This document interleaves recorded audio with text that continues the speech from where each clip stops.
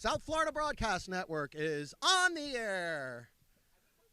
Welcome, everybody, to Miami Christian School for today's very special AUBL Miami Championship event. Hello again, everybody. I'm Jay Haybacht, along with my broadcast partner, as usual, Mr. Justin Bresner. Justin, welcome. Thanks, Jay. Looking forward to this rubber match game for the championship for AUBL this season. Should be a good one. And it will, because what's really great about this one, Justin, is there was a doubleheader 2 weeks ago. Last week, of course, was a holiday and there were no games played. But the doubleheader 2 weeks ago featured the starting pitcher for Workers, Mario Fernandez, who incidentally was the starting pitcher right here at Miami Christian 2 years ago, against the starting pitcher for Game 2 for the A's, which is Michael Rudman, which, of course, is one of the greatest pitchers in the history of AUBL Miami. And Mario Fernandez shut down this vaunted A's offense, and that is not an easy feat, Justin. So we'll see if the A's went to school on him in that first game and have a different game plan against him today. But starting off, the Workers will be hitting first, and it will be Michael Rudman on the mound for the Coral Gables A's. Michael Rudman routinely strikes out 16, 17. So we'll see if today is a routine day for Michael Rudman. Routine, of course, is absolutely incredible for most pitchers, but since we expected from Michael Rudman, he has spoiled us. Leading off for Workers is Yasmani Prieto, the shortstop. Prieto had a good game in Game 2 of our broadcast 2 weeks ago. All went for naught as the A's ran roughshod over the Workers 18-2. I think today will be a much, much closer game. And we are set for action, and here we go. First pitch is a fastball swung on and missed, and we are underway. Doing our producing today, we're very glad to have Emilio Sierra back. Thanks, Dick. I'm glad to be back. There's the changeup from Rudman.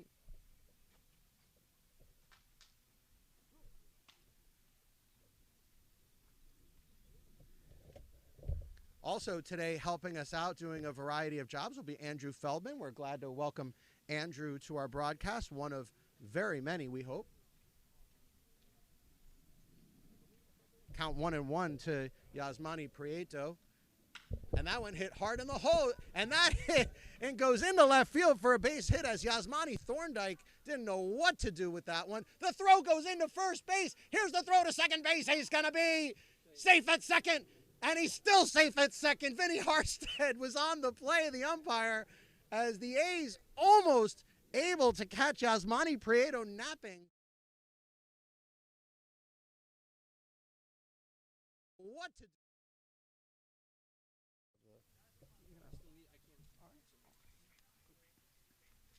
Here's the replay.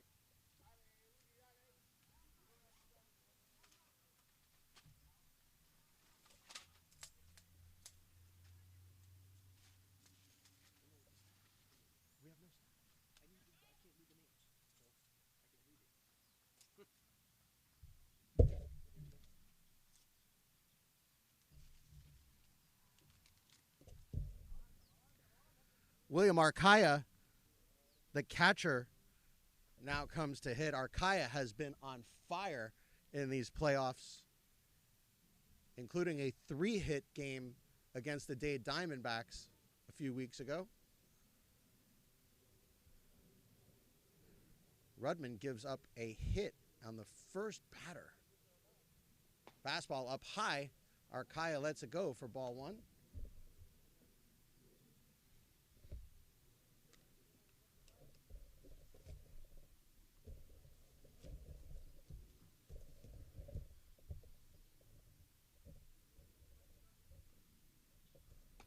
Big swing and a miss at that one. And Justin, we know Rudman is going to go after every one of these players. There is not one player in AUBL Miami that Rudman would ever pitch around, don't you think? That sounds about right to me, Jay. I mean, ordinarily, most pitchers would look at least one or two players in the lineup and say, that's someone I don't want to have beat me. And Laszlo is showing up. What do you know about that? Hey, guys. Whoever's phone that is has to.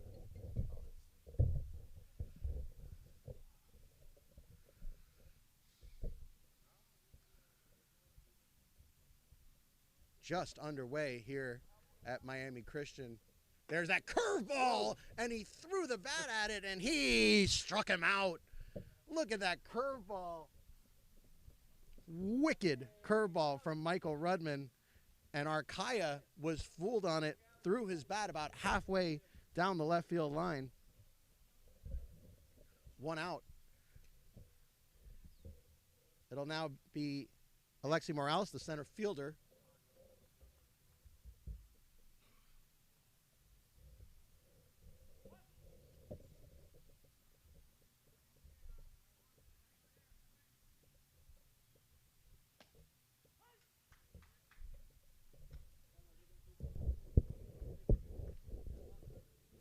That's in for a strike. Santiago, left or right? You're right in our camera right now. Thank you.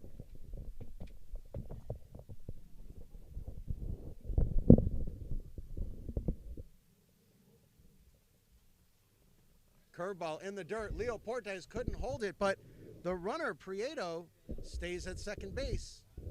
I think, Justin, he would have had it if he had gone as soon as that ball went in the dirt. Yeah, but he had to be on it the second it was in the dirt. Very true. He wasn't quite ready for that.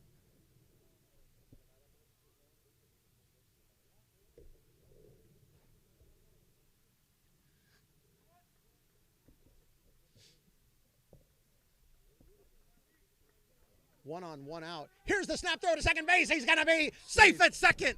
Whoa, that was close. Prieto just got in there. We see the replay from Emilio's.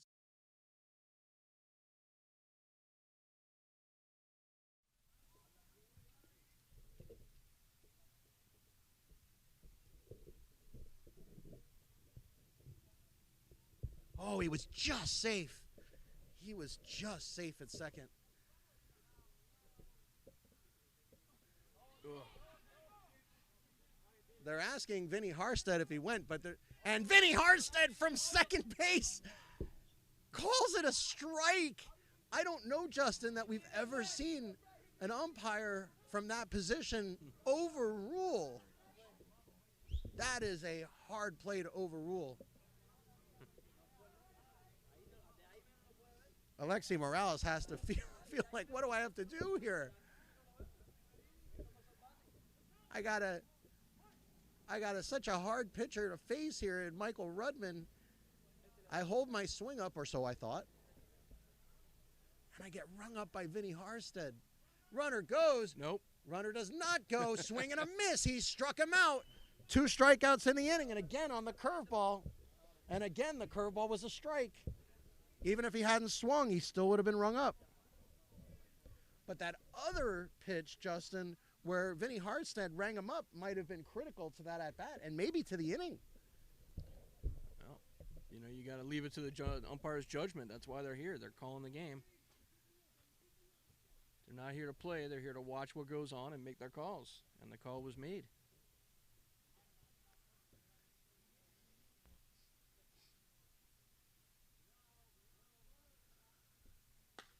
Narciandi pops this it one up. up. This is going to be a hard play, and it's going to be caught. And that will do it. Wow, he had to come a long way for that one. Ahmed Martinez got on his horse and saved a run. No score. We go to the bottom of the first inning. You are watching AUBL Miami Championship Baseball on the South Florida Broadcast Network.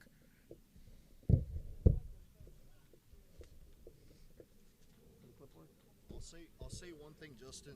I don't know what type of an angle the second or the umpire at shortstop can get on a call like that, because it's a difficult one for the home plate, I gather, but from a shortstop position, it's a very tough angle to rule that if it was a swing or not. Well, Laszlo, that's why we typically don't see umpires overrule from that position, because they usually will tell you, hey, if we had a four-man crew, if we had more umpires, maybe the umpire at first base would see the bat go past home plate. But in this case, Vinny Hartstead was confident enough. And I got to tell you, of all the umpires that I deal with, Vinny is in my top 5. So I would never question Vinny Hartstead.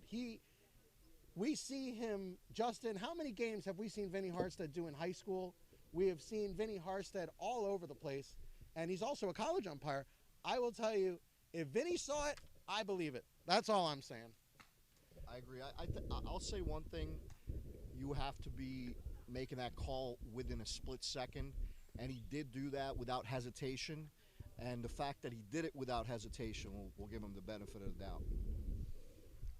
I thought they weren't even going to try to question it because Vinny was so far out of position that I thought they wouldn't even attempt it.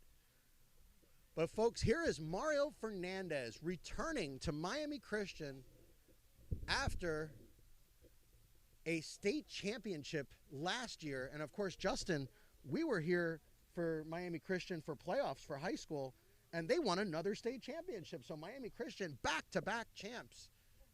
District 2A.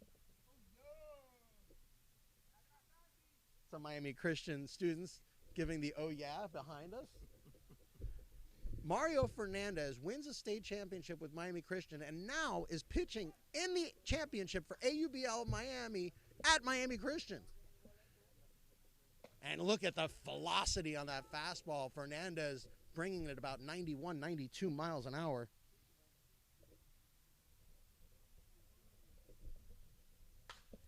And that one hits a right field. It's going to get down for a hit.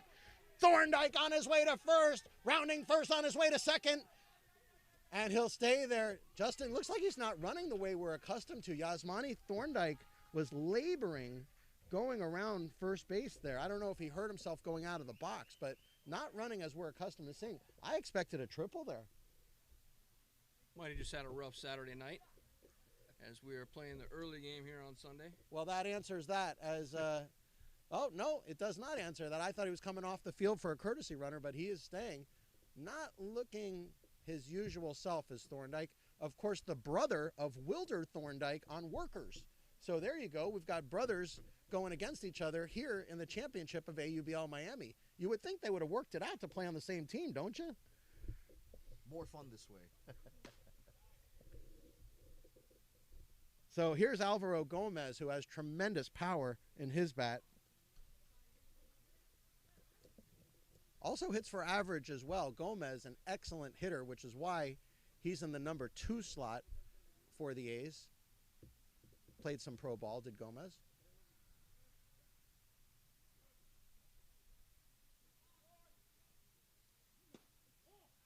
Good velocity, but not good location there from Mario Fernandez.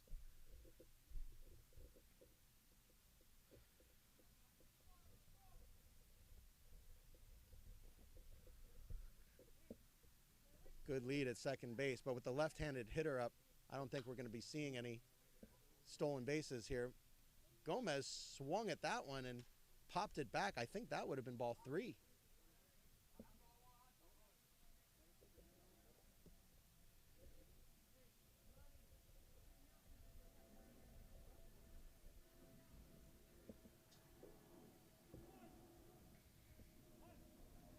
This A's lineup is stacked from top to bottom. That one in the dirt and gets away. Fernandez better cover home plate. Oh, and Thorndike took a huge turn at third base. He was giving it some thought, Emilio. And I say it to Emilio because Emilio, of course, is our producer on the cameras. Looks like the catcher got hurt a little bit. He's shaking off his right hand right there. I think the ball came up and might have hit him. Who's that, William Arcaya? Yeah.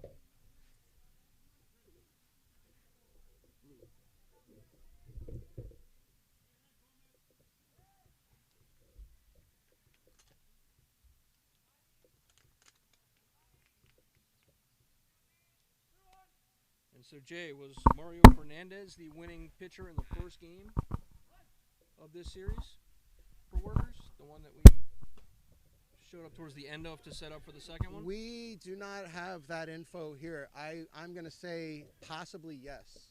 So Gomez walks. It is now 1st and 3rd and no outs for the A's. This is big trouble, Justin. The one thing you don't want to do against the A's is start putting runners on yourself with free passes, especially in the first inning. As we always say, a walk is a run.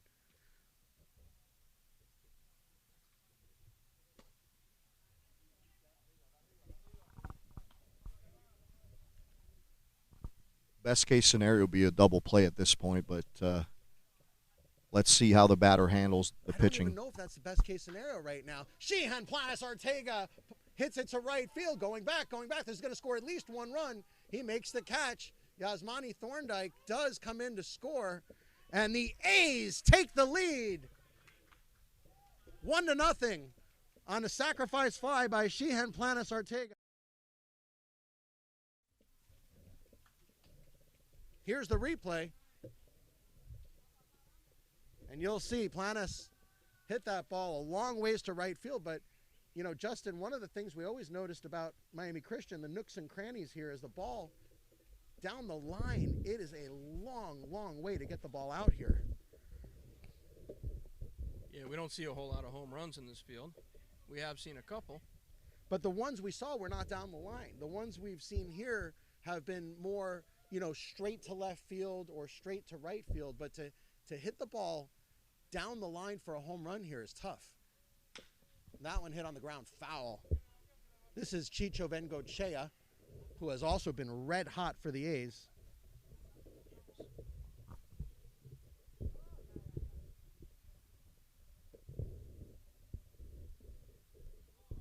The A's hitting 11 batters today. Chichi Bengochea at the plate with 2 on and 1 out here at the top of the first. Cheech has been swinging a hot bat, and you know, when we talked to Steve Hertz, Justin, in our last go around, Steve had told us Bengochea had played for him. Yeah, Steve seems to know everybody. Well, he does.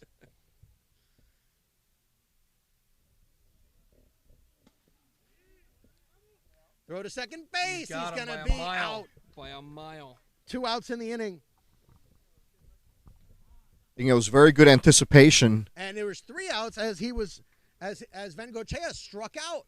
Strike him out, throw him out, double play, and that will do it. But the A's come up with a huge run and lead 1-0 here in AUBL Miami Championship Series Game 3. You are watching the South Florida Broadcast Network. And, Justin, that 1 run might as well be 5 when you have Michael Rudman on the mound. Could very well be. We'll see how the game plays out. Although from 1st to 3rd, nobody out to get only 1 run across the board. I think the Workers will take it at this point. You know, you're right. Laszlo, a momentum shift. Absolutely. I think both teams have to be feeling pretty good about themselves right now. Well, I always look at it this way. Going into a game, you have to at least score 1 run to win it. So right now it's 1-0. The A's have got to at least put 1 run on the board no matter what.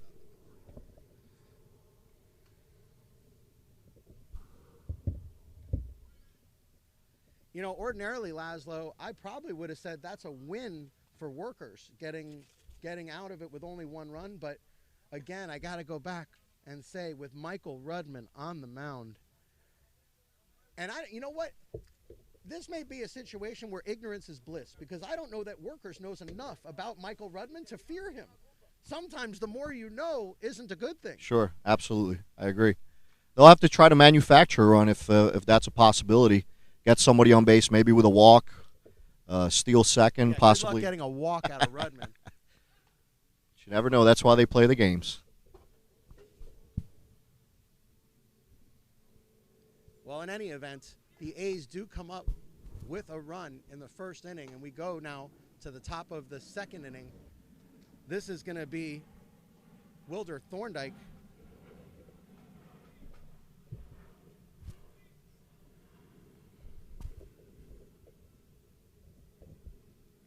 Wilder Thorndike, a former Dade Diamondback, and when he was on my team, Justin, I got to tell you, I always hit him either fourth or fifth in my lineup. He was one of the best hitters that I've ever coached.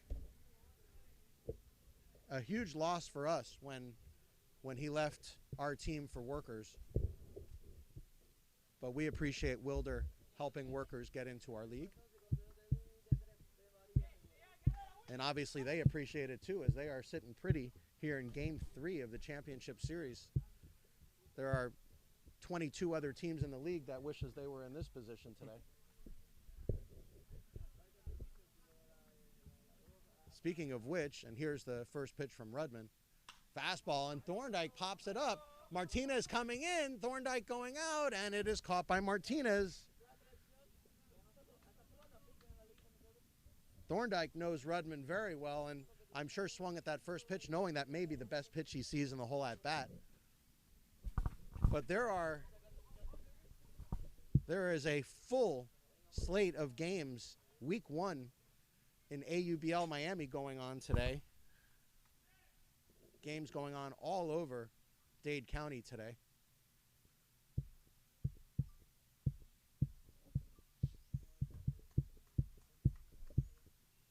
Change up left low, and this is Adel Avila, the right fielder.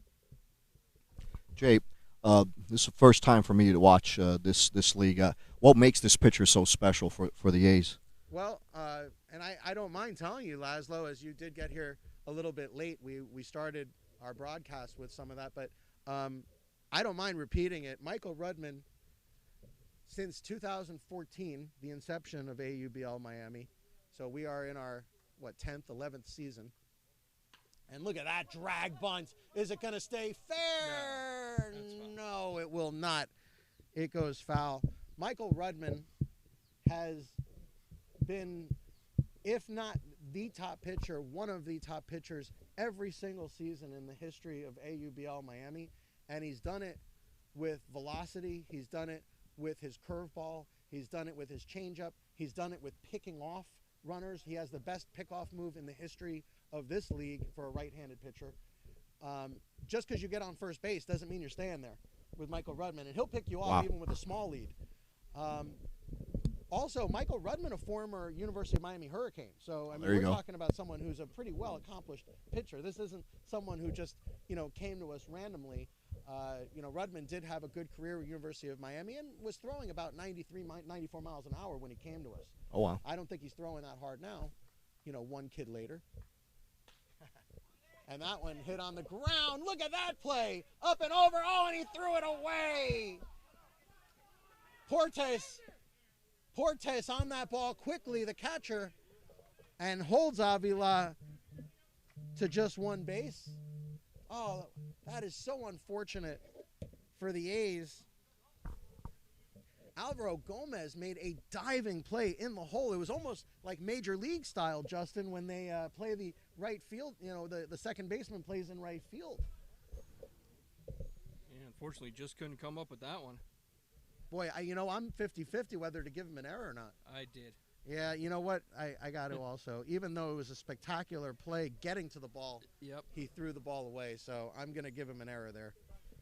Oh, that's a tough error to take. Avila, good lead at first base. In for a strike. Someone better tell Avila to take it easy over there. That lead at first could end up having him sit on the bench again. I think he misjudged the time that he had to throw to first base there on that throw attempt because he had a little bit more time. But tremendous pickup either way. Alexiese Sanchez swiped at that one and hit it foul. Now in the hole, 0-2 against this formidable opponent. And Rudman, in this situation, will throw one of two pitches typically, although there's a left-handed hitter up. With a right-handed hitter, he would typically throw that curveball for a strike or throw the fastball too high to be a strike. With a left-handed hitter up, he does bring the changeup into play.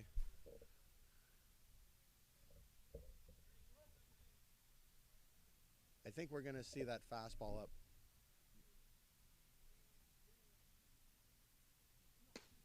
It was the curveball that didn't quite come down. Jay, it was also a great idea to stay at first base because with the short amount of backstop that we have here, they would have had him out by a mile at second base. Yeah, Miami Christian does not boast a huge amount of space behind home plate, and it's all concrete here. So the ball bounces around pretty good. Hit on the ground, and this is going to be in for a hit. There. Rounding second and on his way to third. Rounding first and on his way to second. It is now second and third for Workers. And now, Alexiese Sanchez with a bounding ball over the head of Miguel Garcia at first base. That's Willie Mizrahi at first base today. No chance for Mizrahi to get that one. And that'll go as a double. It will go as a double. An odd hit, but a very successful hit. A bouncing ball over his head turns into a double. Good speed from Sanchez. And now second and third, only one out. This is the situation Workers has been waiting for. That is one of the highest ground ball hits that I've ever seen. It must have gone about 10 to 12 feet off the ground. Fastball right at the knees and in for a strike. Big swing there from Dennis Stewart.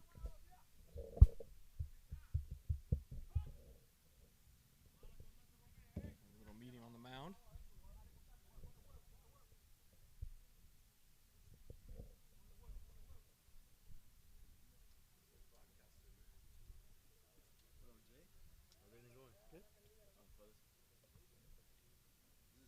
So Justin here, trying to get a fly ball to score a run, at least to tie the game right now.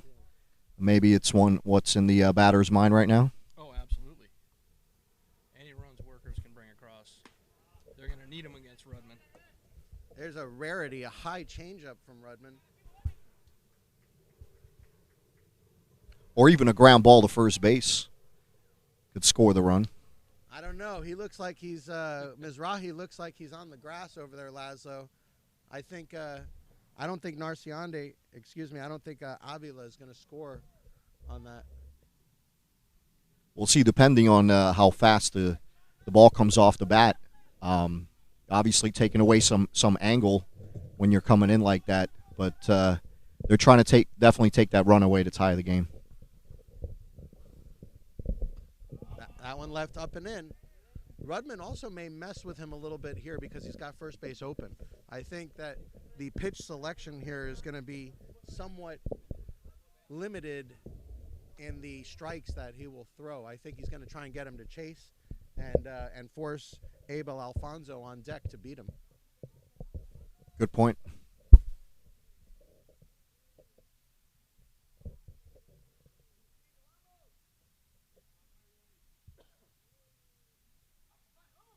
Pace slowing down. There's that fastball. And you can see the velocity on that fastball was a little bit more than what we've seen. He reared back on that one. I think he's getting loose, guys. Yeah, that one definitely had a lot of speed coming at the batter. Major league fastball to me. Absolutely. I think it was a good idea for him to stay away from a swing there.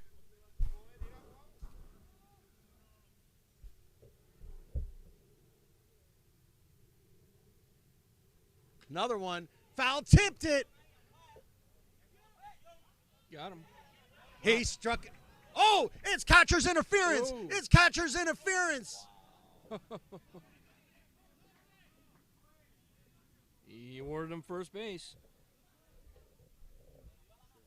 I heard a tip, but it wasn't the ball. It was Stewart hitting the glove. Ball getting tipped into the catcher's glove and him holding on to it. Ask the question, how am I going to catch it if he hit my glove? And that's an interesting question, too. Portes asks a very interesting question.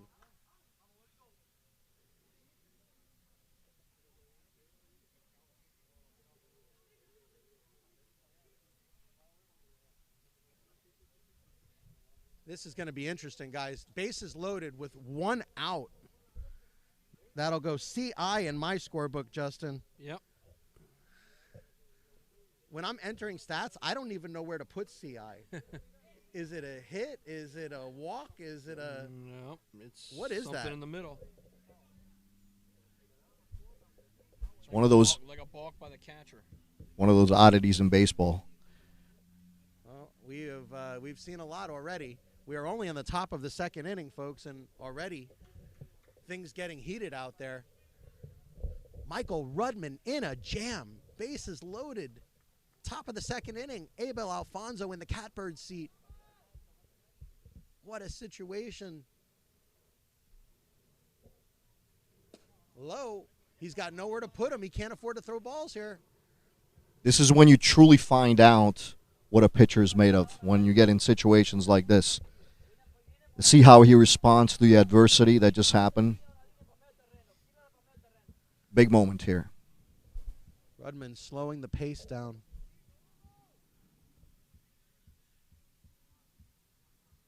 Looking at all base runners. Fires it. This is going to be a hard play. And they'll tag him out, but Workers ties the game. Abel Alfonso able to get the runner home. Scores the first run for Workers, and this game is tied. Here is the replay. How you score that one, Jay? 1-U? That is a 1-U. You are correct. We rarely see those. There's usually a pitch to the first baseman or something involved. It is a 1-U. You are correct. And there are now 2 outs with runners at second and third. But Yasmani Prieto, who's been red hot, is now the batter. We'll see what Rudman does with Prieto here. He led off with a nice signal to start the game. Oh, and he had a good swing at that one. Shakes our camera a bit, but our camera looks okay. Tremendous out for the A's right there with the bases loaded. Even though they gave up the run right here, 2 outs. Well, I think if you asked them, Laszlo, they'd take umbrage with that. Absolutely. I think the A's don't want to give up any runs. I think they want Rudman with a lead.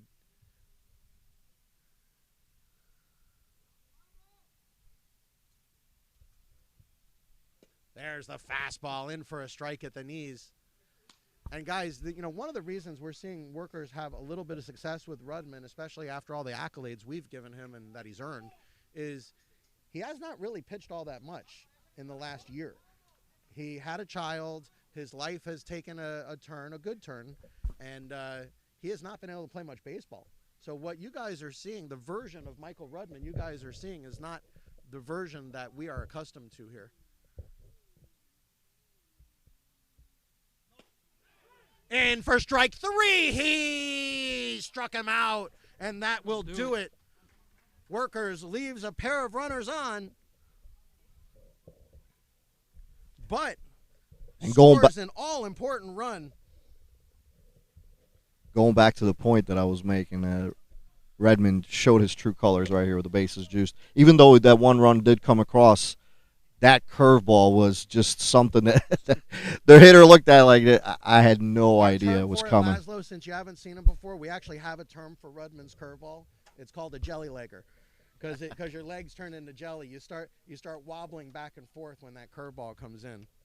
Yeah, it was definitely a beautiful pitch and got him out of the inning. So Mario Fernandez takes the mound with a renewed sense of adrenaline as the game is now tied.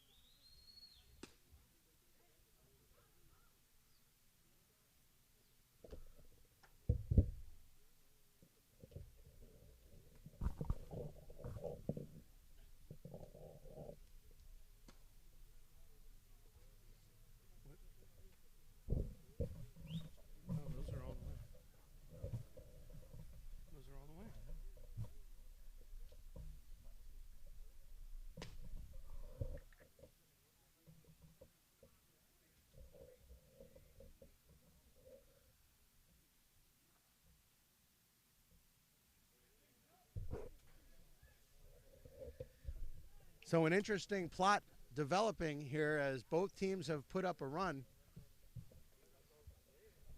And now Ahmed Martinez coming to the plate, also a former Dade Diamondback player.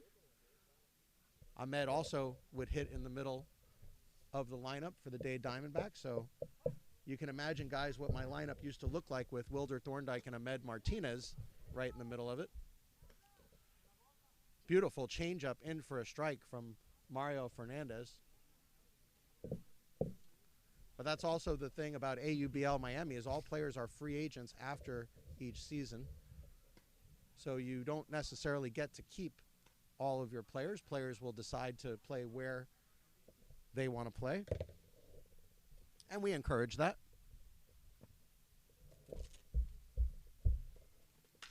Hit hard, but foul.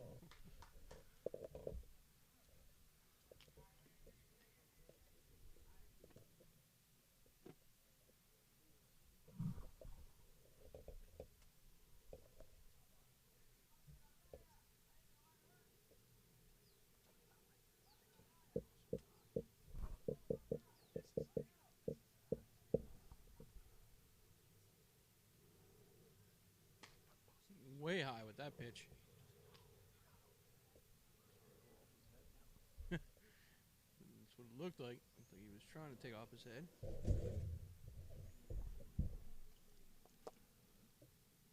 Nice Got pitch. him on the curveball. He struck him out. Nice pitch.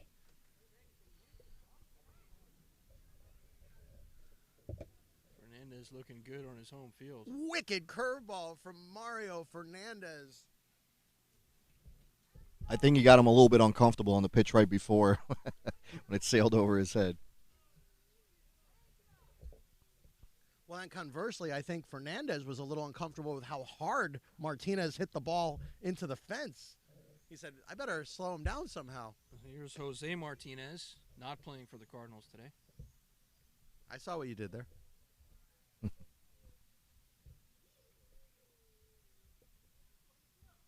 I think there's a big inning for the workers to see if they could keep this tight after they worked so hard to get that one run across the board. And I saw what game. you did there, Laszlo. They worked so hard. Absolutely. The problem with this A's lineup for any team, whether it's workers or any AUBL Miami team, is it is so thick all the way through. And look at that off-speed pitch from Fernandez. On deck is Luis Cabral and then Leo Portes, and both Luis Cabral and Leo Portes have hit third and fourth on this team. So when you look at the A's lineup, and then Pee Wee Rodriguez, who was probably the hottest hitter on the A's lineup last year. Another one. He struck him out. Look at that pitch. Fernandez is dealing, folks. 2 quick outs here in the bottom of the second.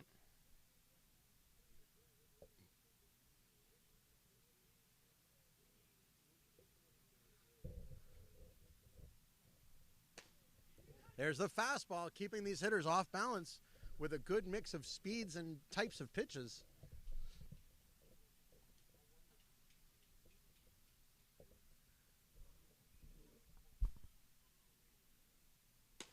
Fastball up high. I think, Justin, you know, what we were talking about before, Mario Fernandez is comfortable pitching at Miami Christian. Well, he is, of course. How many games do you think he pitched on this mound? Many, many.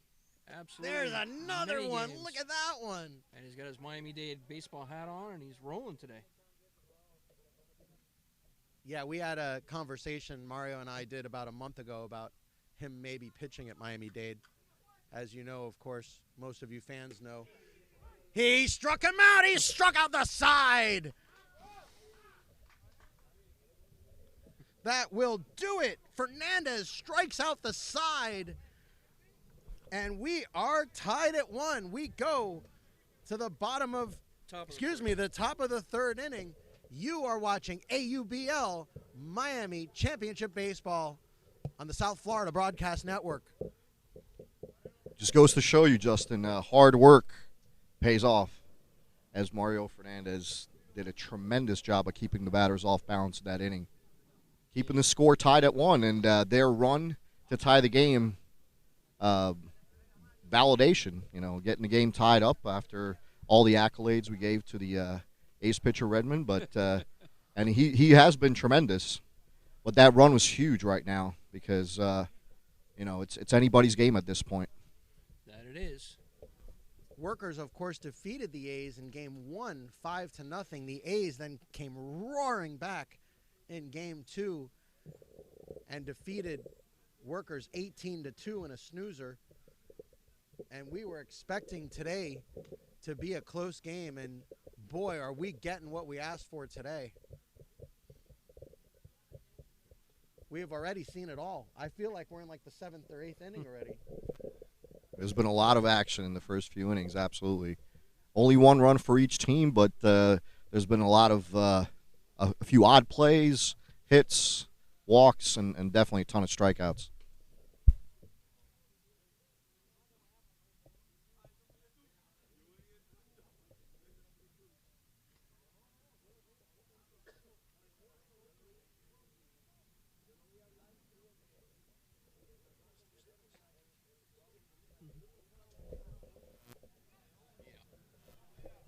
Our producer, Emilio, doing a wonderful job today. We are so glad to have Emilio back.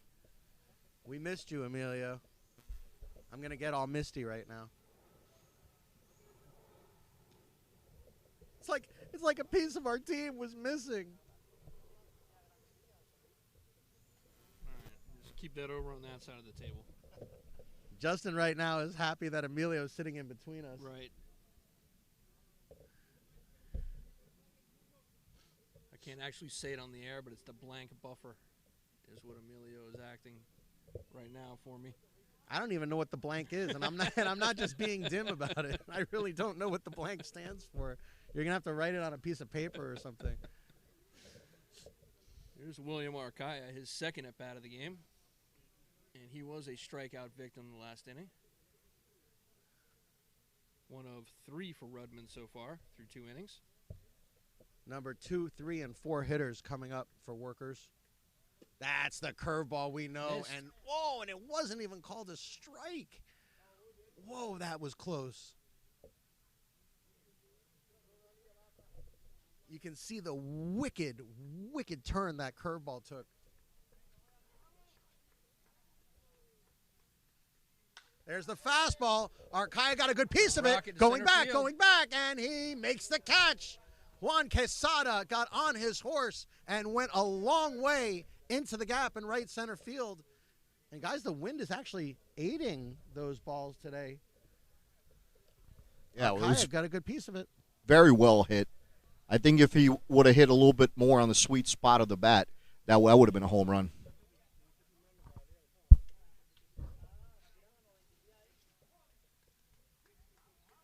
Here's Alexi Morales.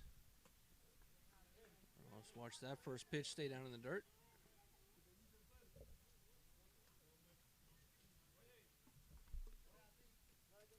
On deck, the manager, Santiago Narciande, who also played for Steve Hertz. Justin, do you think it'd be a better idea to just mention who didn't play for Steve Hertz? Do you Correct. Think that those 4 guys. Yeah, just rattle off those names. And that one hit hard. To left field. But right at Ahmed Martinez, and he makes the catch.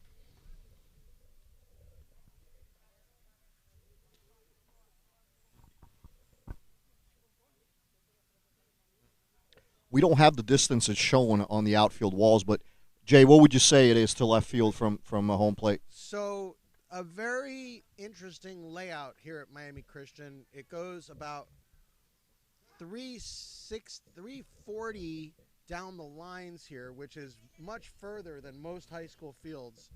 And then it levels off to about, and again, it's an odd configuration here, so without drawing it for the folks, it's hard to explain, but it goes to about 380 in center field, and it goes in and out. So even though it's about 340 down the line, maybe even 350, it comes in a little bit and then goes back out.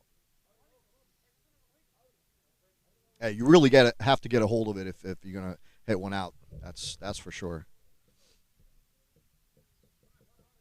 Change up goes all the way over.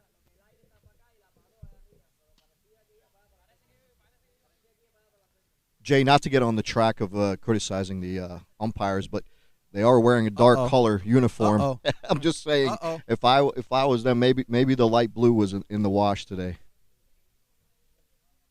What do you think? I think they wore what they are mandated to wear by the president. Me. Oh, okay. I apologize. I did not know. Give them a little break there next time, Jay. In all fairness, though, they do have the option of wearing blue as long as all of them wear the same color blue. That is the mandate. The Gotcha. one problem umpire uniforms have is when you tell them it's okay to wear blue, you get 3 different kinds of blue out there. Right. You want them to stay uniform on the color. Absolutely. So if any of the AUBL Miami umpires are listening, and I know some of you are and watching, Doug Geffner, Billy Abrams, and the like, you are allowed to wear blue as long as you guys match. I don't want to see a sky blue, a royal blue, and a navy blue. Swing and a miss at that one. Nice changeup.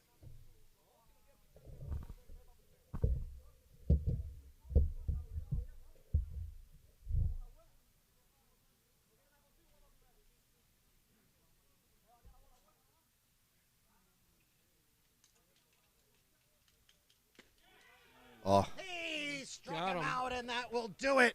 A 1-2-3 inning for the A's. Rudman says, "Take that, Mario Fernandez." Pitcher's duel, definitely.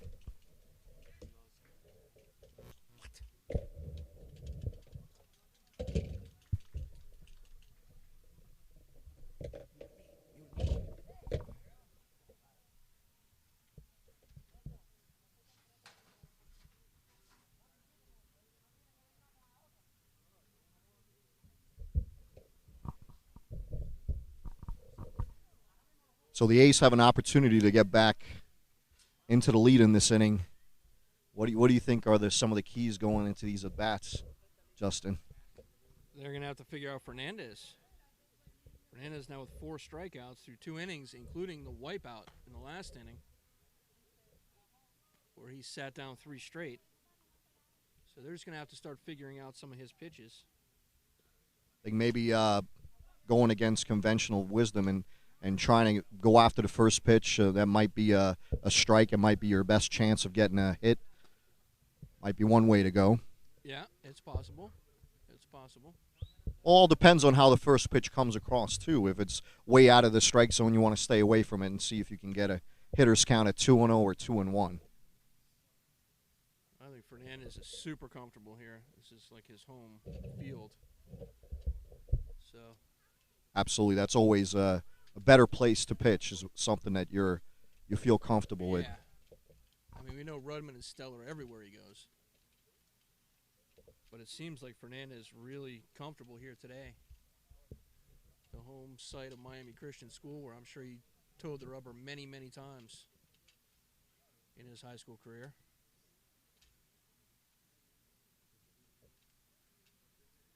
So this is Leo Portes, the catcher, coming to the plate to lead off the bottom of the third for the Coral Gables A's. We are tied 1-1. Right in with a strike for Fernandez. If anybody's got an axe to grind with the umpire, it would be him, since he was the one that made that call. Yeah, absolutely. For catcher's interference, but you got to remain professional. So it's a fine line to walk for him right now. Yes, it is. Well, with a base hit, he could help himself as well as the rest of the team.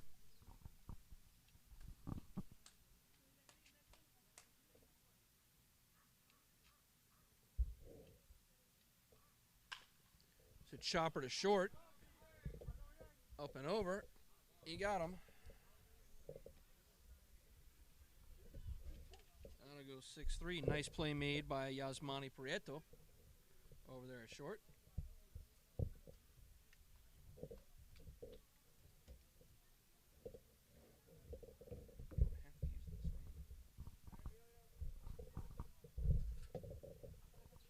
All right, we're good. Because he brought that over. If you don't want to use it, don't use it. It's up to you. If you like it, use it. But if you don't feel like you're obligated.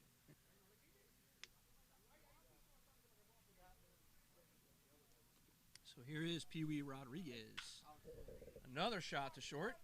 He'll scoop that one up and wing it over. He's not running all that well right now, Justin, so he had a while to get him there. It's 2 quick, easy outs. Looked like 2 identical plays back to back there. Sure did. Well, I think he's trying to be a little more democratic about it now, with all those strikeouts last inning.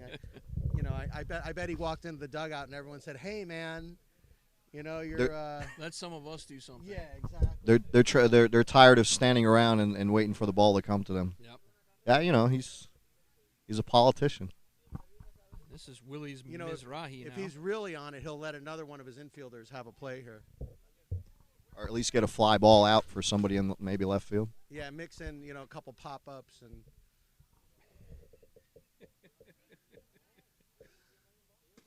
there's that fastball. Whoa, that fastball's looking good today from Fernandez. Everything looks a little dark, huh? Because of the clouds. Because the cloud's coming over right now. There it is! Look at that changeup. Just had him frozen. Even though he was swinging, he knew he wasn't. I don't even catching know it. if that's a changeup. That might be a curveball. I'm going to have to take a closer look at that pitch. Fastball. Broke his bat. Oh, and he doesn't run it out. And he abandons his post, so that'll do it. Jay, that kind of change of speeds might be illegal in some states. Hey, you know what? It's a good thing we're not in one of them. Another 1-2-3 inning for Mario Fernandez. After giving up a run in the first inning, Fernandez has retired 8 batters in a row.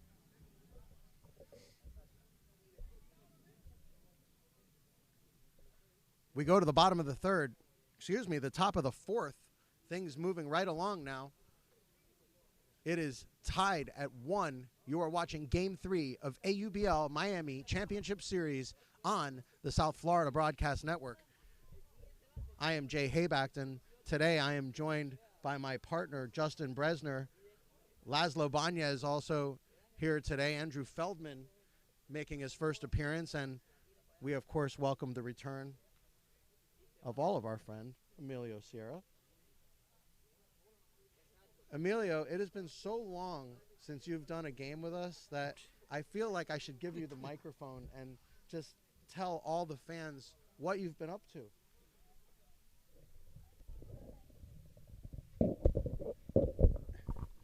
Hello, guys. This is Emilio Sierra, the producer here at SFBN. And as you know, I've been producing also for HSBN.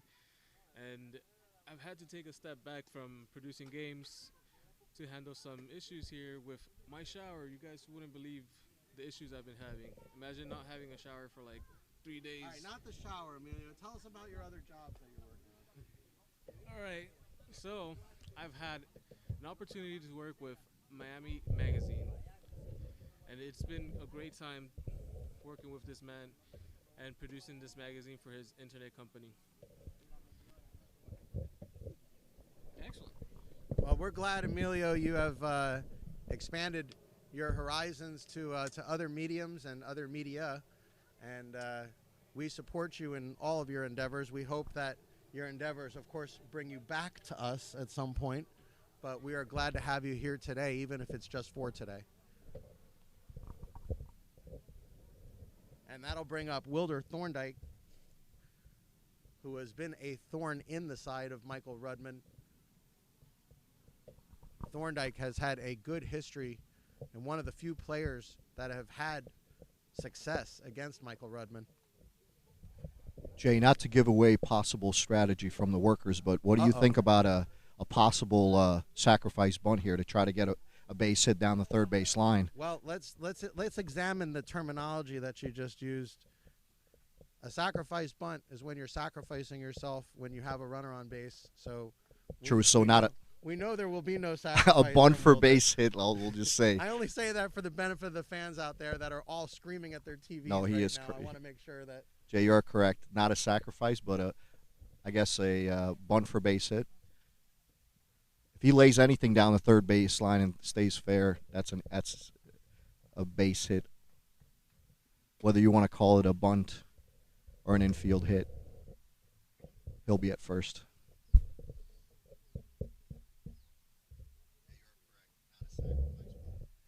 So if Wilder Thorndike tries to drag a bunt, nice curveball for a strike. I will do this, Laszlo. If he tries to drag a bunt, I will eat my hat and I will wash it down with your sunglasses. Time. All right, here we go. We gotta get time to let him know that that's the case. I will venture to say, as this is my first game at this league, and you have seen quite a few, Well, not that just you haven't gotta seen. remember, Wilder played for me for years. Right, so you haven't seen him put down too many bunts in his career, I will say. No, not even when he's supposed to. Well, you got to keep him guessing, including the coach. Drag bunt. If I had the misfortune of giving him a bunt sign, not only would he shake me off, which is something a player can't do. Whoa, he barely missed with that one. Not only would he shake me off, but he'd probably give me the what for when I came to the bench. Something to the effect of, what do you think you're doing giving me a bunt sign like that? Are you crazy? Well, that means he's very confident in his batting abilities. That's a good thing. Where's he going? Oh, okay. Just tap it. Pop down in the air. This is going to be a hard play, and there'll be no play. It'll go as a hit. An unfortunate play for the A's. Very fortunate for Wilder Thorndike. And Laszlo, that is as close to a bunt as you will ever see from Swing Wilder and bunt, we'll Thorndike. take it. And I'm I'm sure not, he will. I'm not eating my hat or your sunglasses, just for the record. Thank God. That would have been a very expensive meal. For both of us. Yeah,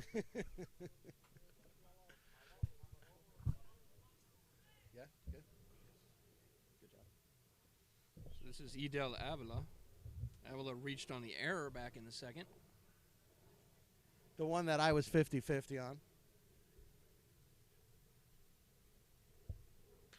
And another bounding ball, and that's going to get through, and that's going to be a hit. Thorndike running for himself today. Does not have a courtesy runner. Matter of fact, I don't see any courtesy runners on Workers' roster today.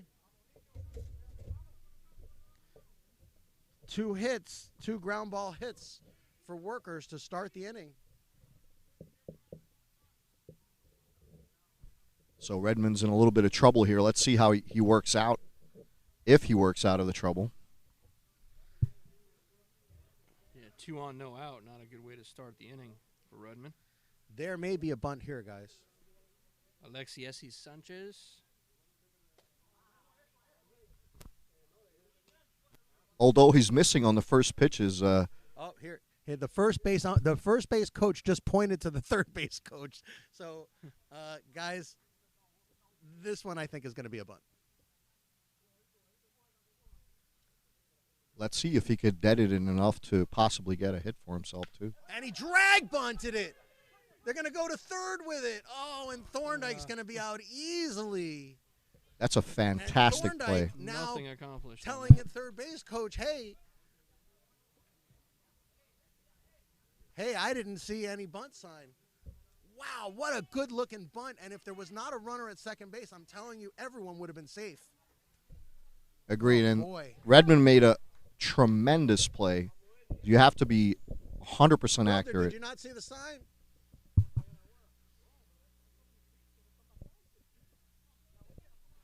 We tried Did anybody to ask Wilder translate if he there? didn't see the sign. I don't think he wanted any part of us.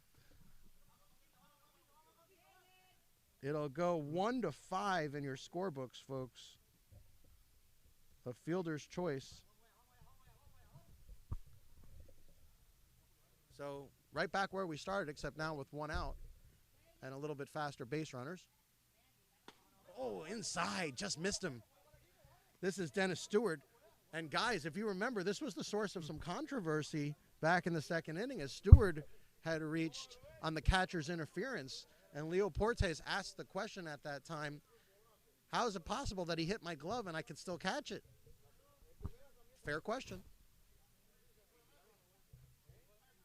In a way, he's questioning his own abilities, but I do understand your point.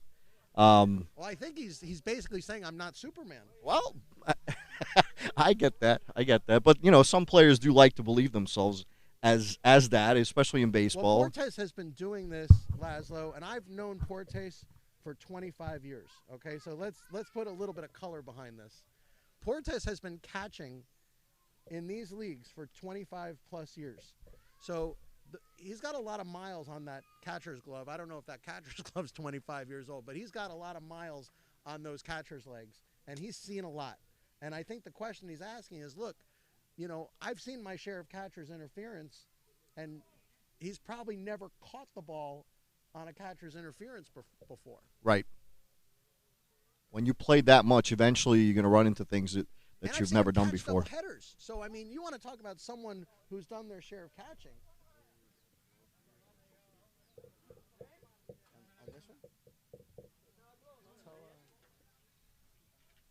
Check the electricity on camera 3.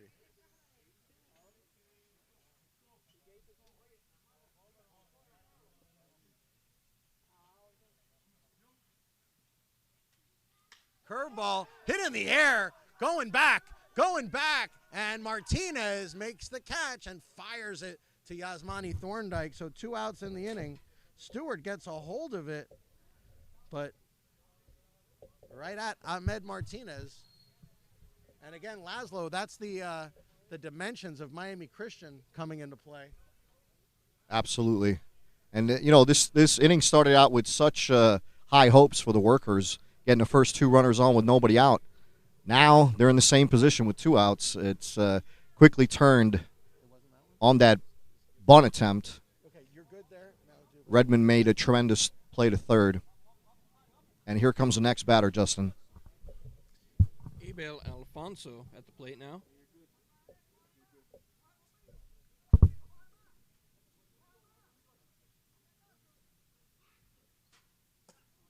Low and inside. This is Abel Alfonso, who is 0 for 1.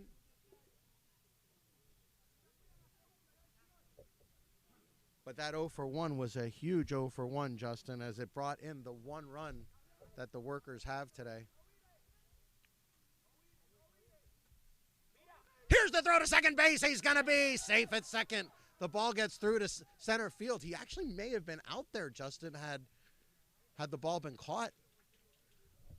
But you can see the footwork on Rudman. Even his pickoffs to second base look good.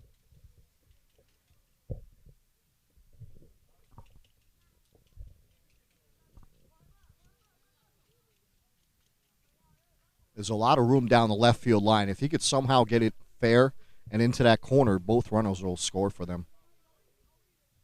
That's a big question. Yeah, it's easier said than done. Good speed, on the mound. good speed on the bases for Workers right now. So you are right. Anything that gets into the corners will score both because of the speed right now. Sanchez at first base can fly, as we saw on that drag bunt.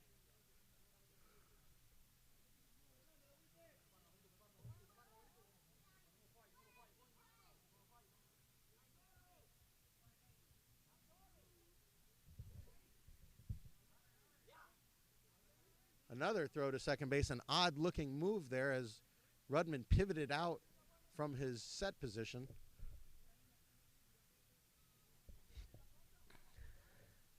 We are in the top half of the 4th inning. Championship Series, Game 3, AUBL, Miami. Series tied at 1. Game tied at 1. Rudman and Fernandez doing battle on the mound. There's the fastball, but just missed outside.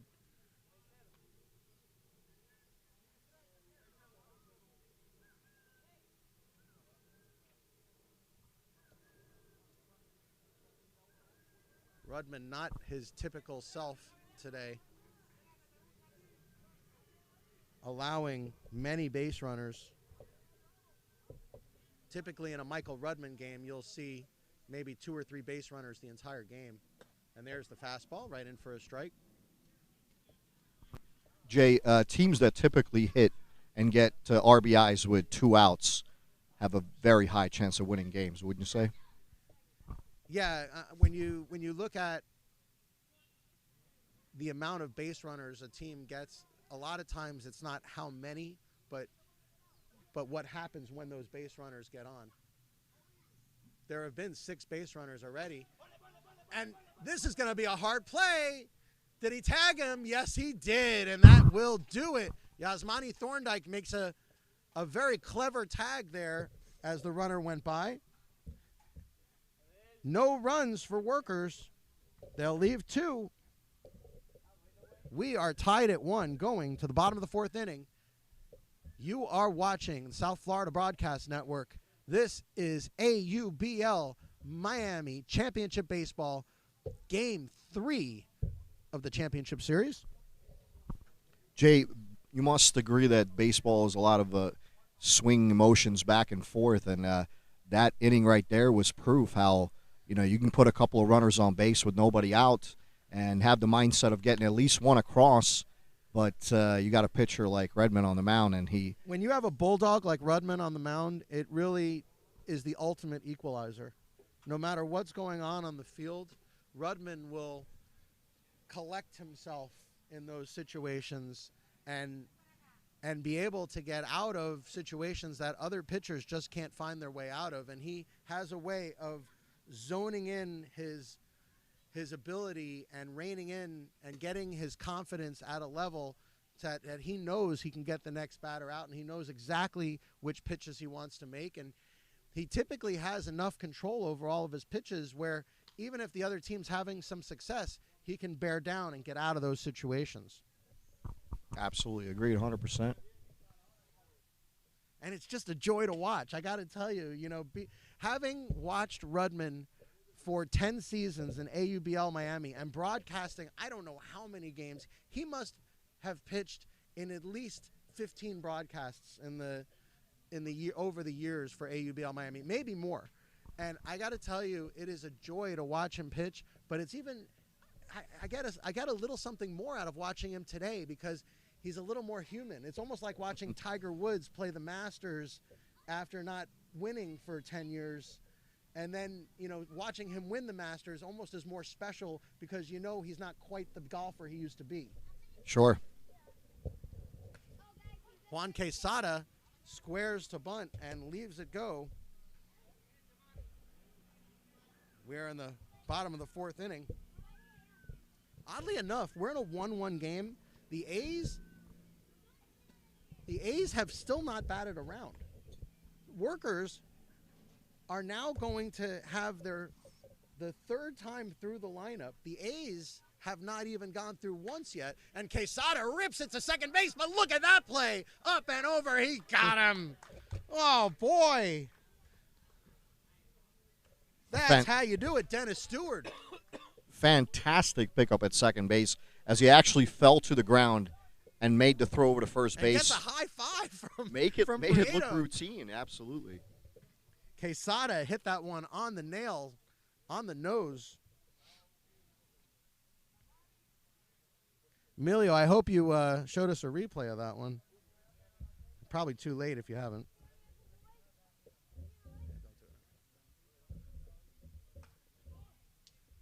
And now Yasmani Thorndike threatens a bunt on Mario Fernandez. That may be a strategy that the A's want to go to now and see what the defense looks like on the fake bunts. Fastball popped up and out of play. Although it was a little bit odd as he started running towards first base, had the bat on the front of his body but never really squared the bunt. Almost Japanese style. Right.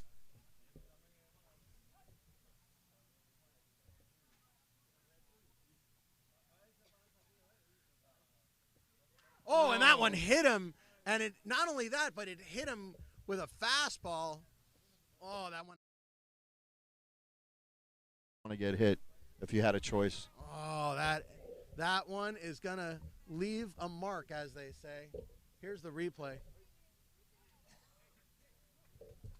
Although he's at first base, not really wincing or anything. He's showing his professional self out there. I think he'll feel it tomorrow, Laszlo. Absolutely. I think today the adrenaline will take over, but that will leave a mark.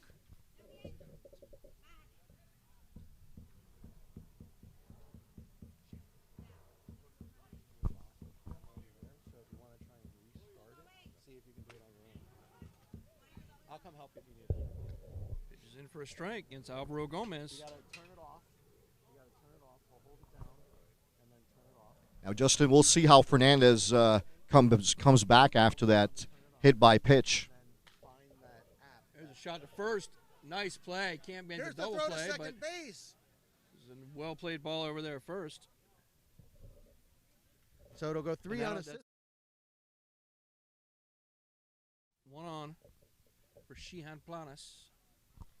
Who's been one of the hottest hitters in the league.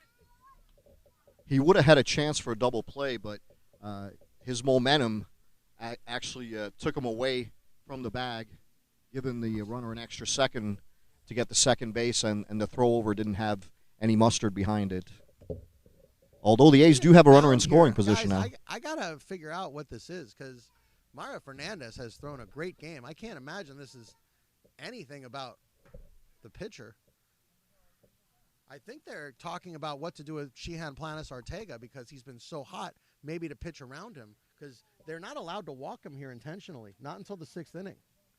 So I think this is a discussion of what to do with Planas with 2 outs. I believe you're right. And there's a runner in scoring position with 2 outs. There's the fastball, just missed. That's got to be talked about.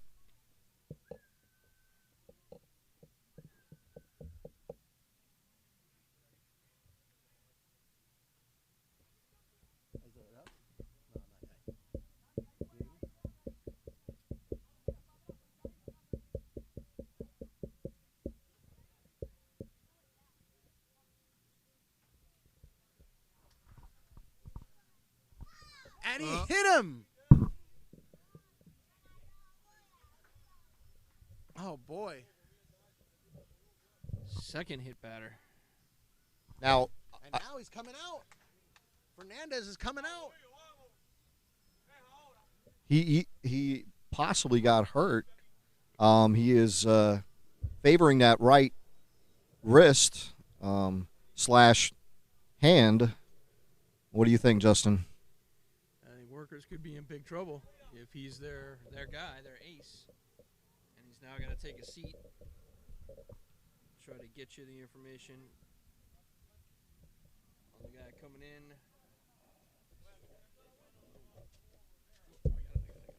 Perfect. Rivera. Thank you, sir. Yeah, as he was going back to the dugout, he's definitely favoring that right hand. So something must have happened on the previous pitches.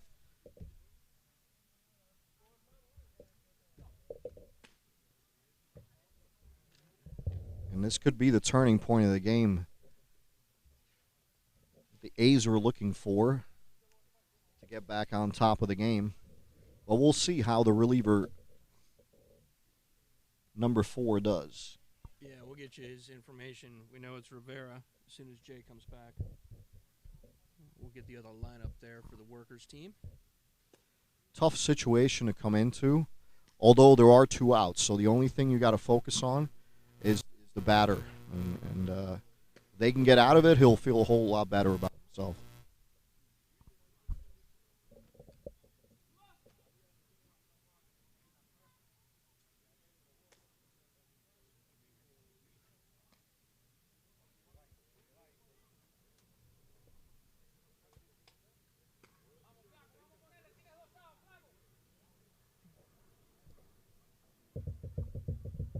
Normally, it's your opponent that's going to do something to get you out of the inning if you're a pitcher. In this case, it was just bad luck. Bad Bad luck happened. or possibly an injury. It looked like Yeah. he may have Right. had some kind of issue. Well, going towards that point, bad luck. Being injured in some fashion, especially on your throwing hand. But we'll get you the exact details in a little bit.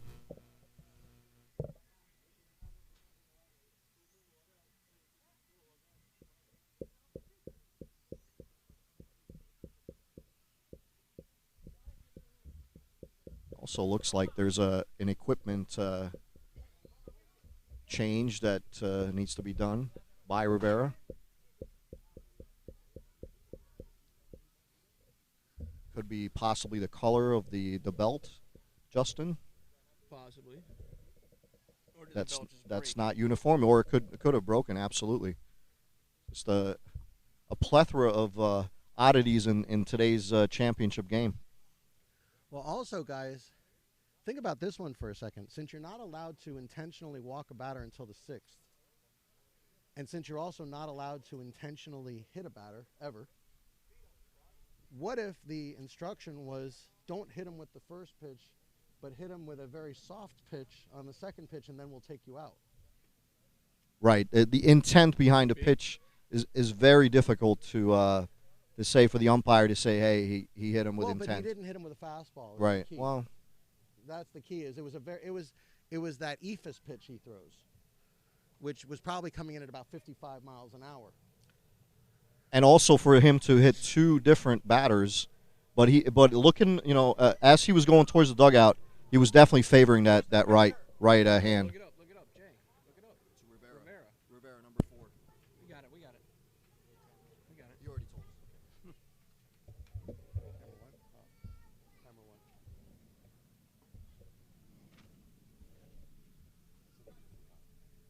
Huh? Too hot.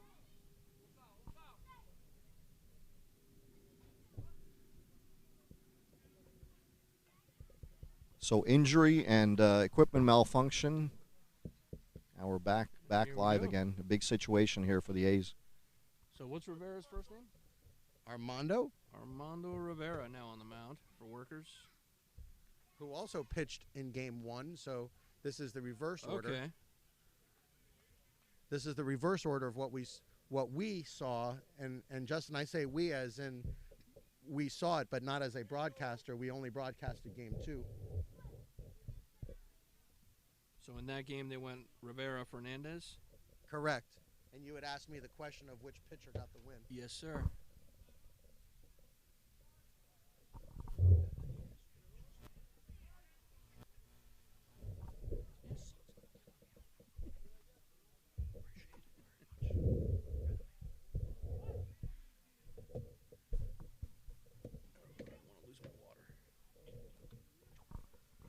Well, let's see what Rivera comes with on the first pitch.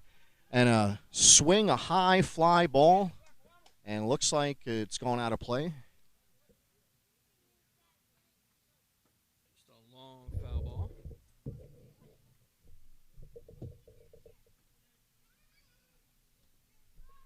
So 2 on, 2 out here. Tie ball game in the bottom of the 4th inning. And the catcher had a mound visit previous to that pitch. I think they just wanted to make sure that they have the right signs for everything.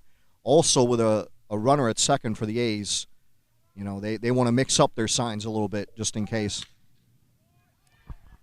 And Venkachea. An RBI to left field. A nice hit by the A's, and they are back on top, Justin. A beautiful hit in the hole. And he turned it around quickly, and right away with Fernandez leaving and the new pitcher Rivera coming in a tough situation, but with 2 outs, he could not keep the runner off the board. No, he could not. Could be big trouble for Workers. As I don't think they intended to change their pitcher out that quickly. Definitely not. So now it's still first and second, 2 outs. And at the plate for the A's, Ahmed Martinez. Well, guys, I'm back. I wish I had been here a minute earlier, but unfortunately had to fix the camera. You missed a huge RBI by the A's. A nice base hit to left field. Oh, I definitely saw it. Okay, so I like to say missed it. You caught it, but I definitely saw it. I just wish I had been here to call it, especially if that becomes the winning run. That fastball, nice fastball, just missed. Arcaia wants to ask, is that a ball?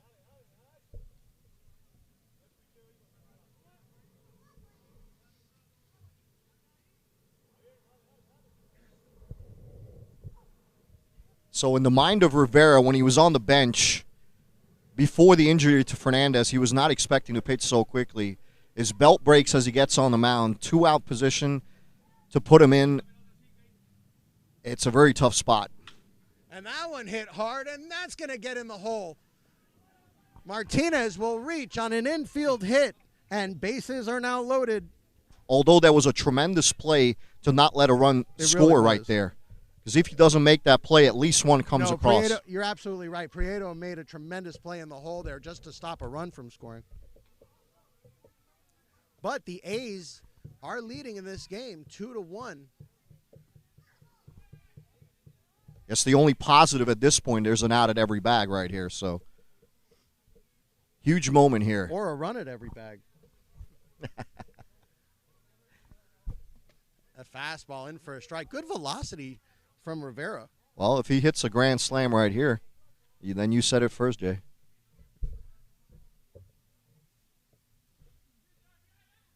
Though, looking at his arms, he doesn't miss too many trips to the gym.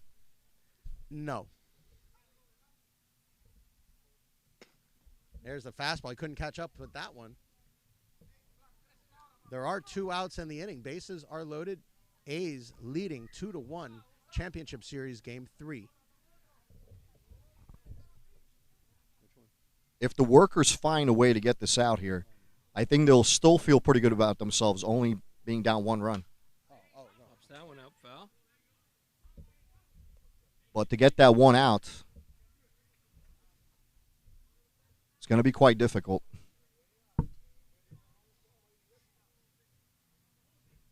He does have him in the hole here with 2 strikes.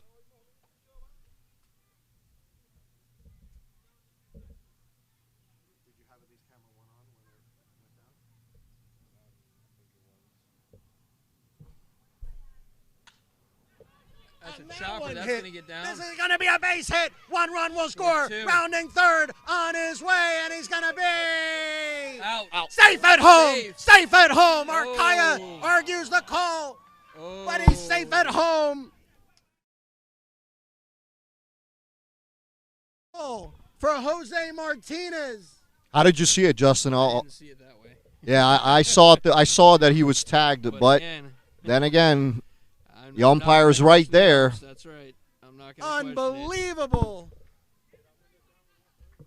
So with Rivera coming in, 3 consecutive base runners score, or 3 consecutive base runners get on base, and now it's a 3-run lead for the A's.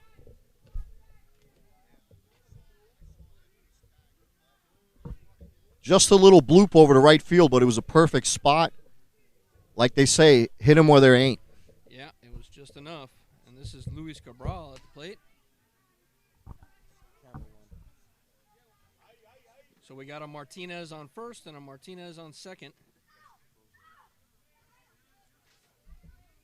And 2 outs here in the bottom of the 4th inning. Luis Cabral at the plate. Misses low with that offering. And Armando Rivera, the current pitcher for Workers, came in to relieve Mario Fernandez.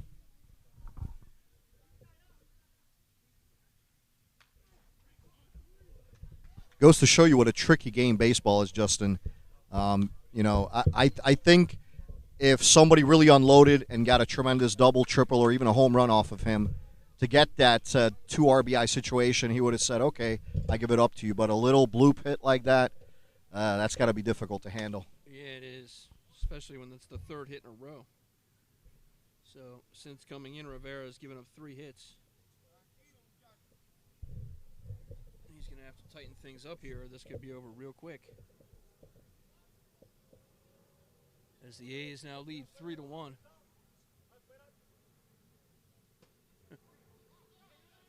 Oh. And here's a little bit of action. Oh.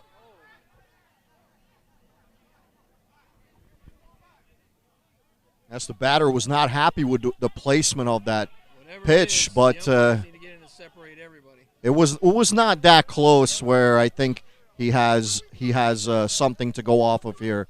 You know that there's a rule that you cannot intentionally throw at anybody, and I don't think he was trying to do that. I think Rivera has been put in a really bad position right here. He's given up the 3 hits in a row, and it's something unfortunate, but you definitely don't want to put a runner on base right There's now. a lot of talking right now. I don't think really anything's going to happen. I think the here. These guys temperature know out each other. there also has an effect on this. It's a championship game, so, temperature's going to be a little higher than in a normal game, but I don't think there's any intent behind that pitch. I'll just say from my point of view.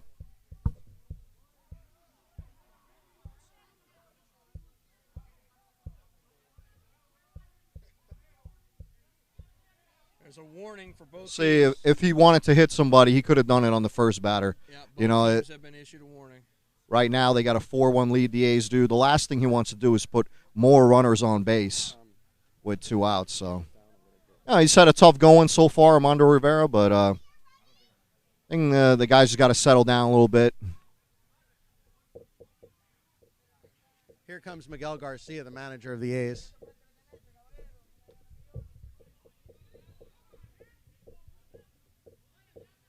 There's one thing I would say if it actually hit him, but it was a high pitch, but it did not even come close to hitting the batter.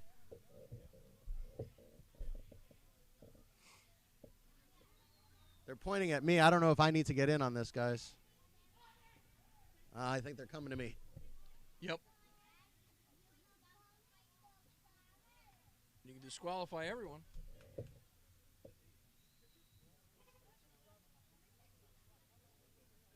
There wasn't any. But somebody came in between them and they didn't. Yeah.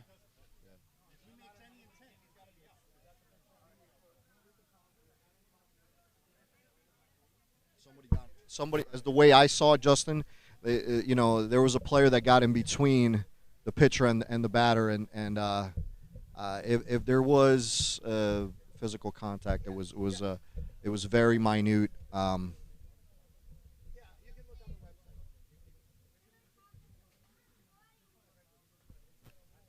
I'm not sure. Were you able to put the replay on there, Emilio? Oh, okay. We're not able to get to that point right now, but there's a discussion going on right now with the umpire crew.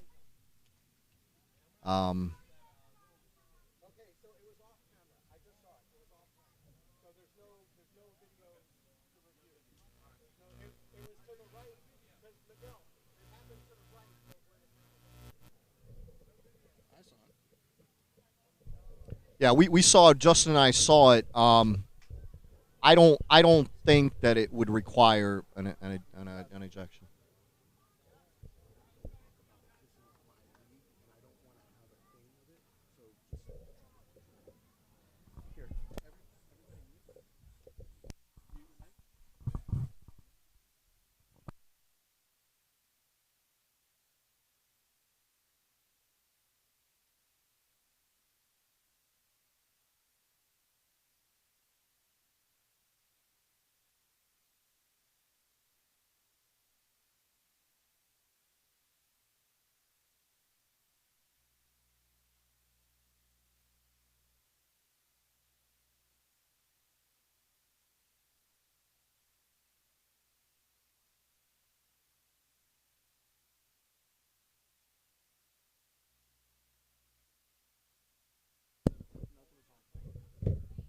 All right, looks like we've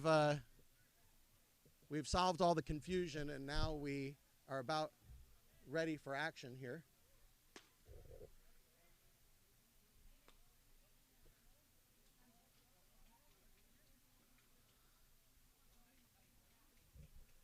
So 2 runs scored on the hit by Jose Martinez.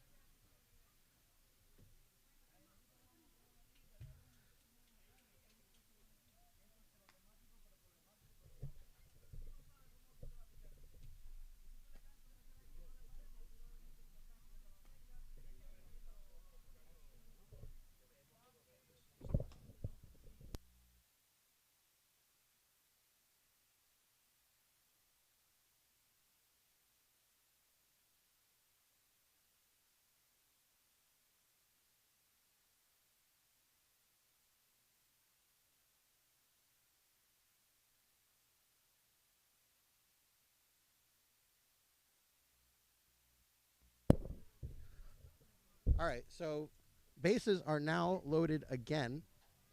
And like we said, Laszlo, that is 3 runners that could score. What did we say? You had said it was 3 outs on the bases, and I said 3 runs. Yeah. Well, so far, yeah.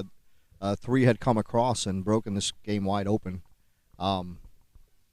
Rivera stepped into a tough position there. Like I was saying earlier, he came in not only with their ace pitcher throwing a tremendous game, but also having to try to keep a game And that one tied did it at hit the 1. bat? Did it hit the bat? We got to find out. Is it a strike or a ball? It looked to me like it scraped off the bat from my viewpoint right here.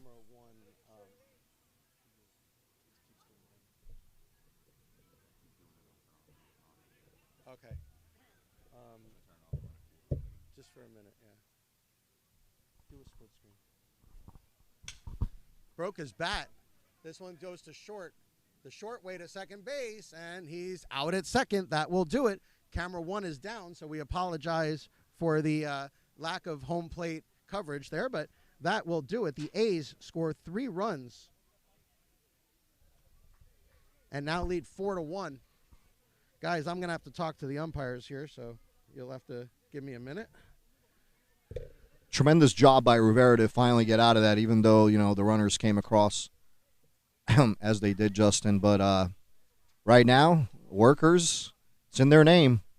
They got to really work hard to try to get some runs across the board to at least tie this game up, because regardless of what's transpired so far, it is a championship game. Yep. I think it's just about done, though, with that change of pitcher. That pitching change, I don't think they're going to overcome Rudman now. And I don't think they're going to overcome Rudman with a lead.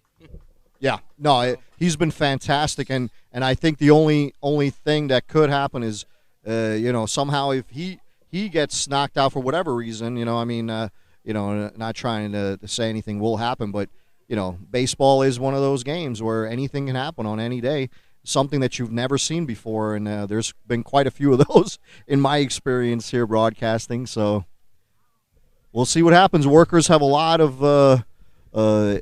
work to do.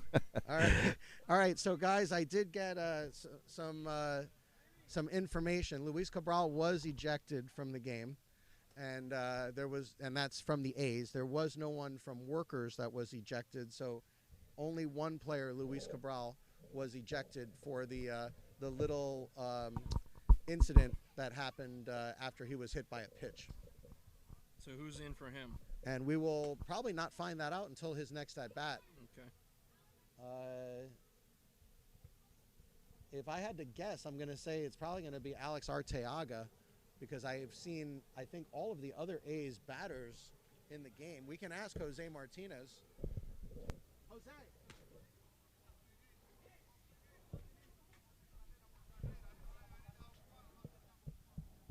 Don't make me. You know who's going to replace Luis in the lineup? Oh, he's here? Okay. All right. Eric's last name is Perez. All right, Eric Perez is going to be replacing. And how many teams can be that lucky to have an Eric Perez replace somebody in the lineup? Eric Perez typically hits second or third on this team. So no problem for the A's there.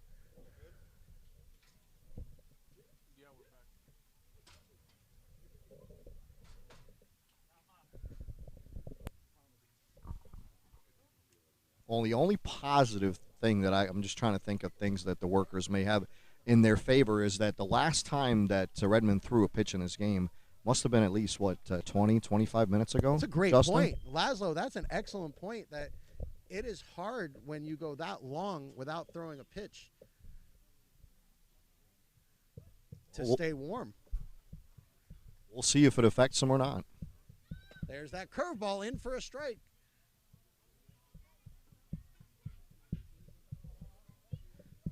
So workers have their work cut out for them as they are now down 3 runs and will need to work hard to get back into this game. And there's some work being done. There you go. Manny Prieto with a leadoff hit. And here's the replay. I'll tell you one thing.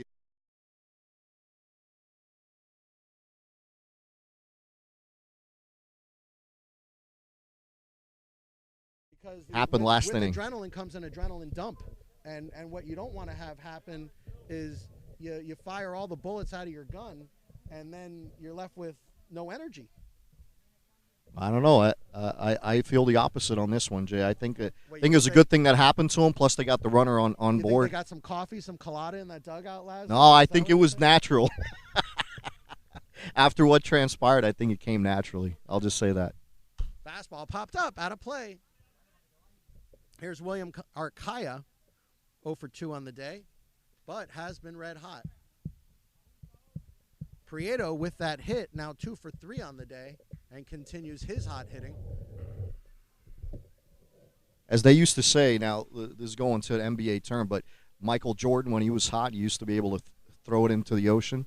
Anything that he would throw up would go right through. When you got that adrenaline going. They call it a heat check. when you chuck one up from 28 feet and see if it goes in. And that one ripped down the left field line, but foul. Just foul. We had a good look at that one. He would have kept that front shoulder in just a split second. That's an extra base hit right there.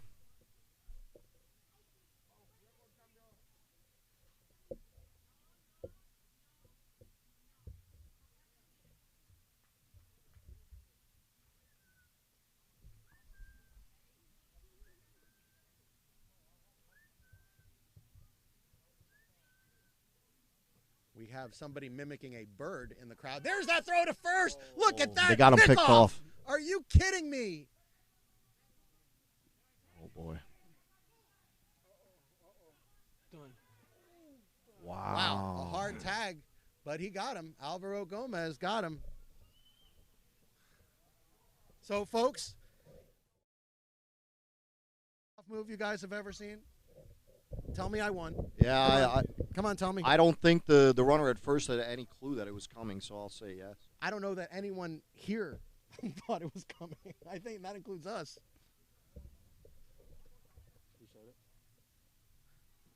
As you can see from the replay, it was he was caught dead to rights on that one. What do you think, Justin, about that last little toss over? Yeah, I mean, once he makes that move, you got to go back to the base you're coming from. You can't start heading to the other one at all. You got to get back quickly. I think you're right, Justin, normally, but I think he was so far off the base. He was. It was the only option he had. Unfortunately, he was caught in dead man's land and at that point. But, even with that, I mean, it took about, 6 throws to get him tagged out? Yes, it did. If it was, he struck him out looking. I think, Laszlo, if it's any team other than the A's, they might have had half a chance of getting out of that. But the A's are so well-schooled in rundowns. You could tell as soon as that rundown started, everybody knew exactly where they were going. Absolutely, yep. Well, here's Alexi Morales. And, Jay, this dude had a home run against Rudman last time they met. So if the workers have any shot, this could be their guy right here. Yeah, and that ball might still be going, Justin. It might. And he closed the bunt. Stunning. Are you kidding me? Stunning when he cranked that one out of here. Yeah, Justin, just to give everybody an idea of where that ball landed, if our camera one can pick up the trees in left center. The trees in left center.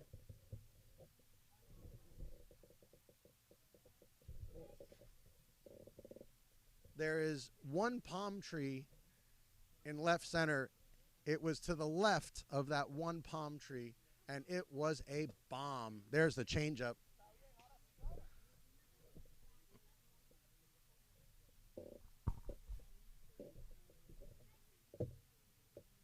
And you going back to your point again, Jay, such high hopes starting out this inning with getting that runner over at first, nobody out, and again now they're sitting with 2 outs. That is the second pickoff for Rudman today. You don't see too many of those. At least I haven't seen, especially whether doing high school, college, or this baseball league. Doesn't happen too often. Not even in the major leagues. I don't remember the last time I saw pickoff in the majors. But yeah, that was a hell of a throw over. Leo Portes directing traffic, and that will do it.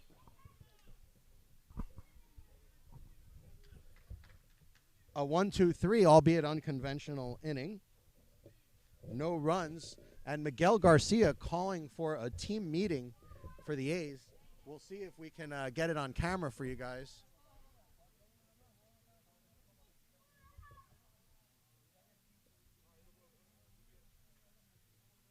There's the A's meeting on our camera 2.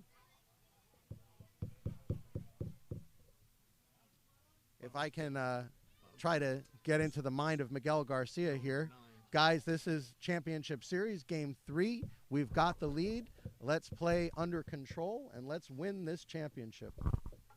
Yeah, I think now maybe emotions have come back to normalcy. And with that 3-run lead right now, all they got to do basically is just the right things. They probably want to put some insurance on the board. I'm sorry to interrupt you, but if you guys picked up what they said in the break of their meeting, they didn't say win, they didn't say championship, they said Albert. For Albert Jardines, who just passed away a few months ago. So I think this is a do it for Albert moment, guys. Yes. Awesome. Albert Jardines, one of the class act players in the history of AUBL Miami, and one of personally my favorite people, was with the A's for a very long time, had been battling cancer and had just succumbed to it back several months ago, and he is missed by everybody. Anybody that knew him misses him. So we want to say this one's for you, Albert. Albert Jardines.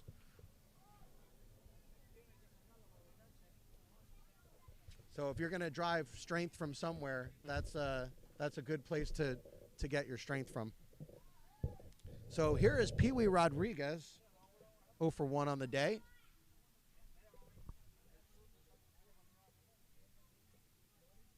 You know, we'll get to see how Rivera comes out after that difficult half inning.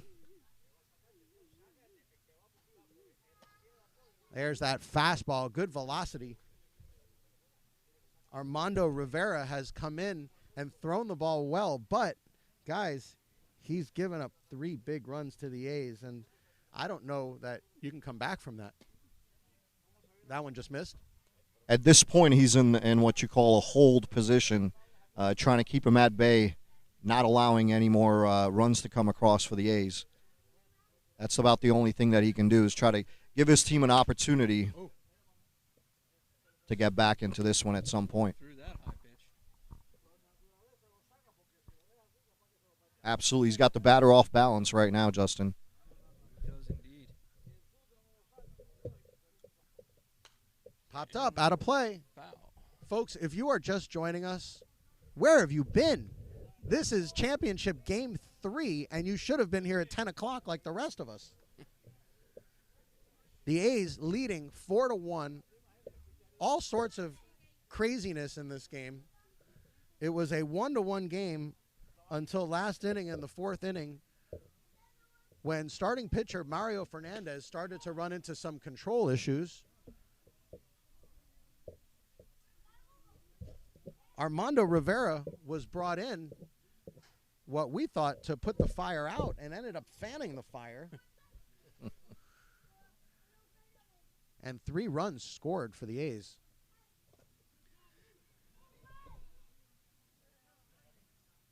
Like I was saying earlier, in fairness to Rivera, he was put in a tremendously difficult position.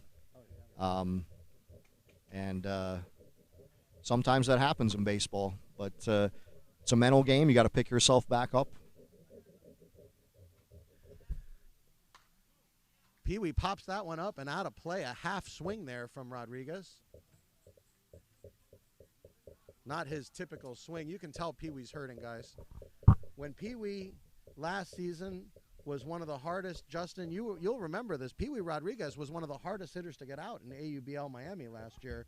And you can tell his swing doesn't look the same as it did last season. He swung and missed at that one. He struck him out. Rodriguez goes down on strikes. Rodriguez may only strike out once or twice a season. So you can tell Pee Wee not quite right now. Here is Willie Mizrahi, who started game 1 for the A's on the mound. So, Jay, you would say he would be like on the opposite end of the spectrum when comparing him to like Rob Deere of the old Tigers, who used to strike out over 200 times in a season. The exact opposite. I almost didn't get the reference there, but now that you explained it, I do now remember Rob Deere striking out a lot. I was actually thinking more of like a, going a little older, Dave Kingman. Sure. Popped up, out of play. Yeah, Rob Deere hit about 220 for most of his career. It was either a home run or a strikeout. Or even more notably, for the younger fans out there, Bryce Harper. Absolutely.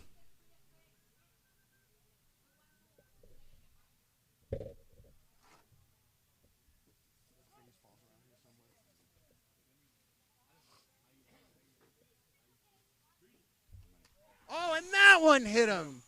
Oh, boy, I really don't want to see this get out of control, guys.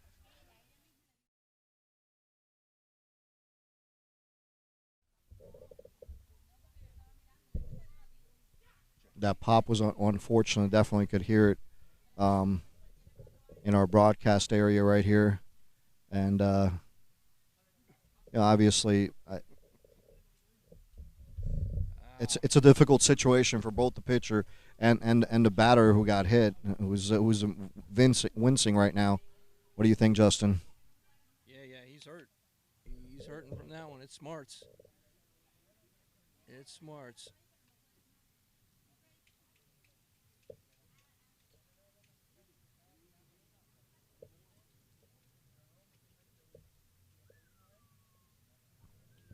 But again, not intentional. No reason. Yeah, for it to be. this is all, of course, speculating and being able to try to get inside of a mind of a player. But at no point do I see any type of advantage by a pitcher, hitting a batter, especially when you're down 3 runs and you're trying to get your hitters up to the plate to try to come back in this game. So I'm sure Rivera, is feels bad for that last pitch. But, as a pitcher, that's another part of the mental game. Sometimes you got to go through that, and you got to come back strong and know that was just an unfortunate pitch that you let go, and you got to come back strong and stay in the strike zone. Well, Mizrahi paid through pain. Now he'll try to make the workers pay by scoring a run on him as he makes his way over to first. And that will bring up Juan Quesada.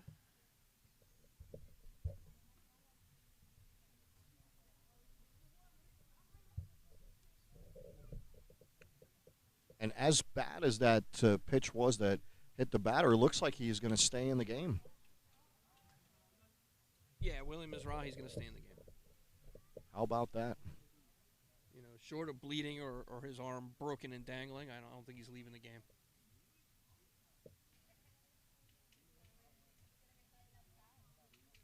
He'll walk it off, shrug it off, get some ice when he gets back to the dugout, but he's not going to get pulled out of this game. That's tremendous. I'll venture to go away from baseball again and say that he's like a hockey player. Yeah. In the Stanley Cup Finals are going on right now. Let him keep going. Right.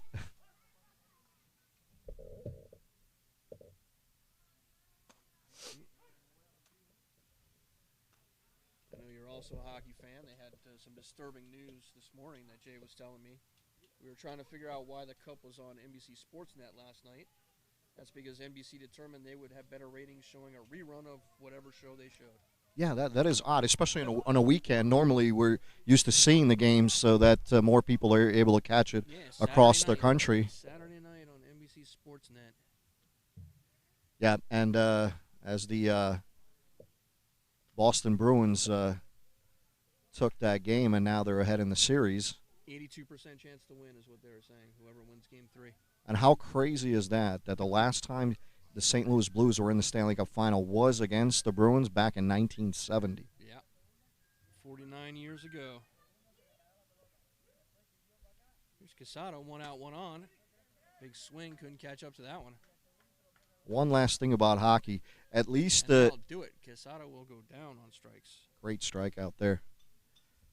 It's still a 2-1 series since St. Louis won on the road in Boston, so I guess it's back to just the Bruins having the home ice. Correct. So we're back up to the top of the order with Yasmani Thorndike. Rivera needs a double play right here to try to get out of this inning for the workers. Thorndike has a double and was hit by a pitch. And he's also been very hot, a very tough out.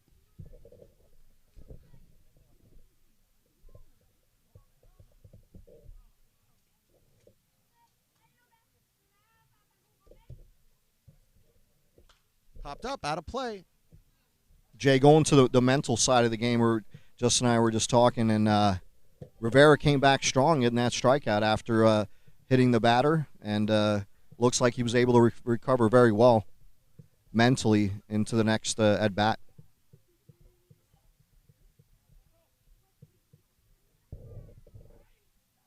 We are fighting our equipment here today as the sun and the heat have been overheating all three of our cameras today. We're doing our very best to keep up with that and bring it to you. And we want to thank Andrew Feldman, who's been Johnny on the spot today, getting our cameras back up and going. And also Emilio Sierra for his work as the producer, which has been very hard today.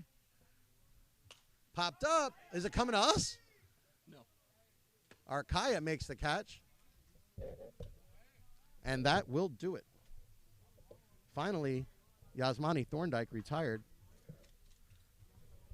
And workers now will have a chance to eat into this 3-run lead.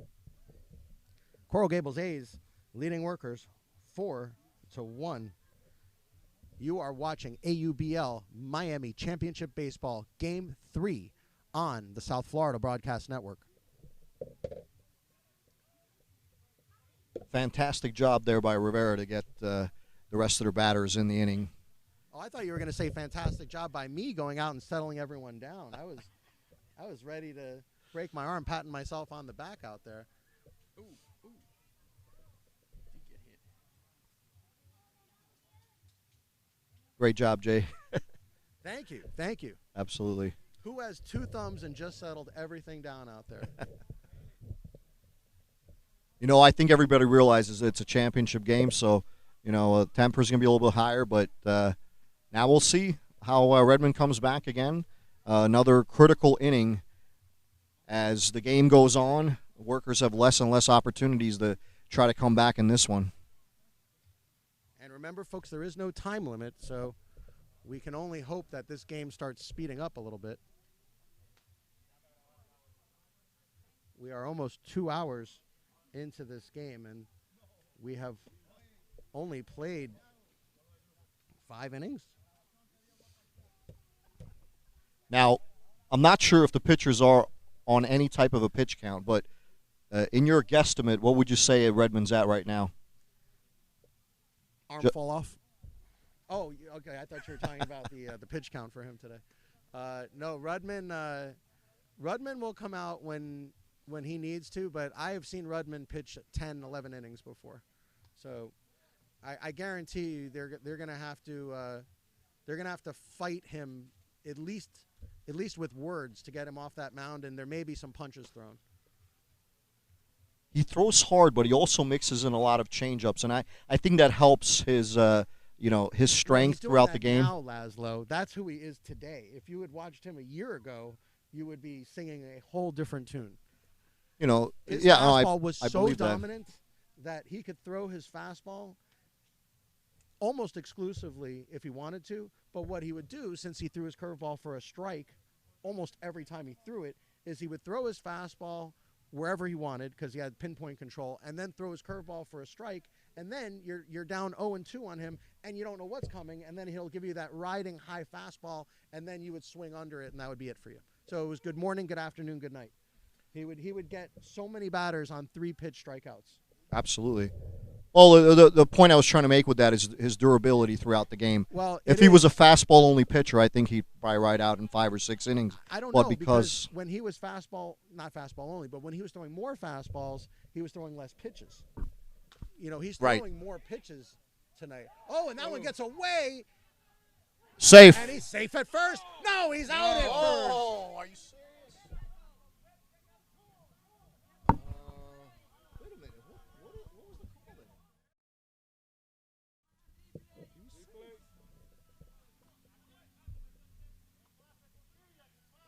Did they call interference? Did they call some kind of... No, I think you just called him out. I don't know. I don't understand that. I think, guys, it was confusing because he slid into first, which is something you are told from a very young age, do not ever slide into first base. Run through the bag. I couldn't tell you what happened there. Because that's the only bag you can run through. Remember, you can't run through Yeah, second base. it'll You can't slow run you through down, third right? base. I've seen it, and I've seen fast runners go through and dive to first base. Now, I think all that does is slow you down no matter what you do. But in our vantage point, I must say, it looked safe to me. It looked safe to me, Justin. I don't know. Well, if anything, guys, from what we saw, what I'll tell the audience what I saw, which is that the ball beat him. It looked like to the bag is what it looked like. Now, whether the first baseman or the pitcher in that case foot was on the bag or not, we don't know. But it did, from our vantage point, look like it beat him.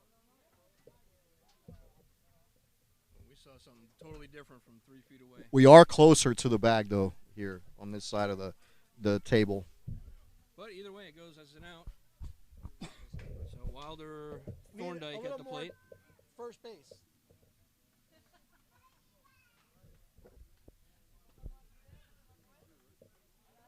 You're good.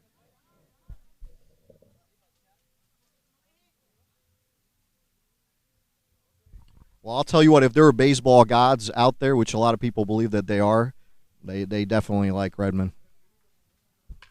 There's the changeup, and Wilder Thorndike hits it in the left field for a As base I say hit. that, workers get a runner on base. Hold on, is he on base yet? Is he actually there? Okay. Just want to make sure. All right, Right. Justin. All right, settle down. Maybe you need 2 feet on the bag. You might just be pawning him and getting ready for a double play right here. Here's Edel Avila. Or picking him off. I think his best choice would be to stay as close to first base bag as He possible. knows Rudman's move. If anyone on workers knows what Rudman can do on pickoffs, it's Wilder Thorndike. Like you said, it'll be at a point where you're not anticipating it for it to happen. So I guess that's at any point.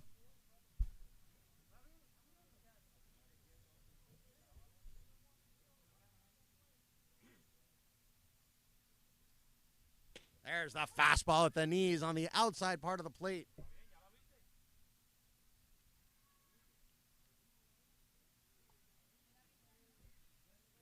At this point, besides trying to escape the double play opportunity, they just got to put runners on the base. So, and there goes the throw over.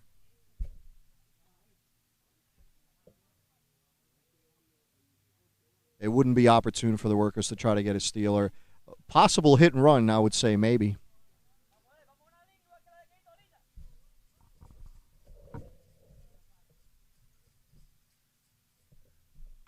Popped up, out of play. That one a little high, right at the letters. But a hit and run could backfire if you have a line drive to, let's say, the first baseman. You tag out the runner at first, and there goes your scoring opportunity right there.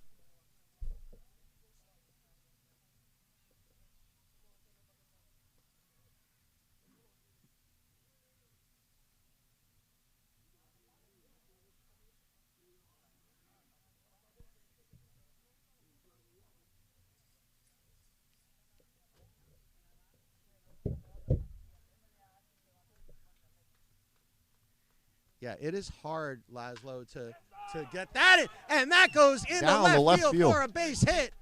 Good bit of hitting there from Avila. 2 base runners for Workers, and the tying run now coming to the plate. Laszlo, what I was going to say is it is hard to get runners started against Rudman, period, for a variety of reasons.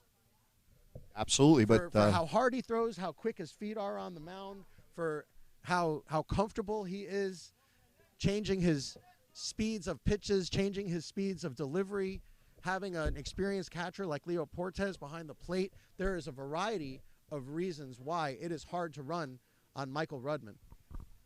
True, and for some reason, this part of the lineup has been very successful against him so far. This situation has come first and second with number 1 at the plate, Mr. Sanchez, and let's see if this time he can get on base and do something with it.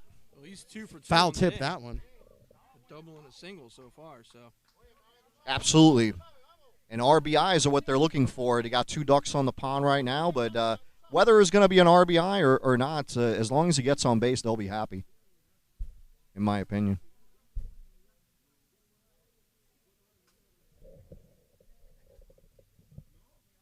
Another fastball.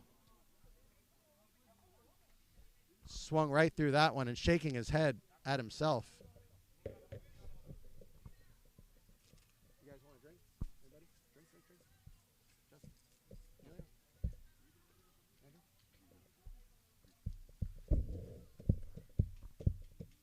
Right now, he's got to protect in this count with 2 strikes on him already.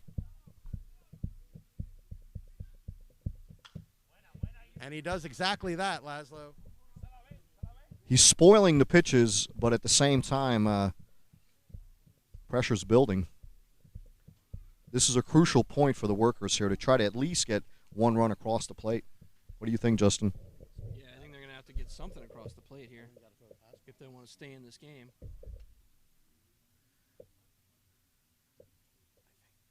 But easier said than done when you're facing Michael Rudman.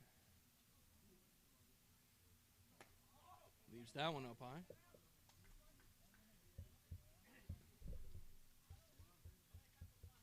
He is a fierce competitor, Jay.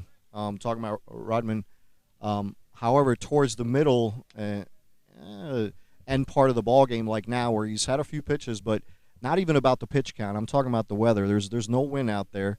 It must be about somewhere between 95 to 97 degrees on the mound. Feels like 114. Yeah, absolutely. So eventually, that has to take somewhat of a toll. You know, even if it's not necessarily a mental thing, you could just make a mistake. Well, I say that, you know, in joking fashion, but, you know, if we took a thermometer, went on the field, you know how sometimes in college football they'll take a thermometer and put it on the field and show you how hot it is and that it's much hotter actually on the field. I think we may actually see that today, where if we had put a thermometer on the field, it might be 110, 120 degrees on the field right now. You could probably fry an egg in about 10 Here's the throw seconds. to second base. He's back in time. We had a car out there at the pitcher's mound right now. We throw a couple eggs out there. We had some fried eggs in about 10 seconds. It is hot. Just heading into the summer. Right, it's only going to get hotter with August and September around Yeah, the this corner. being the 2nd of June, this is just the beginning. And I'm sure if we were anywhere in the country other than Miami today, we'd be finding more temperate conditions. And that one popped up out of play. It's a scrappy at bat. If nothing else, the Workers are making Redmond work a little extra. They are.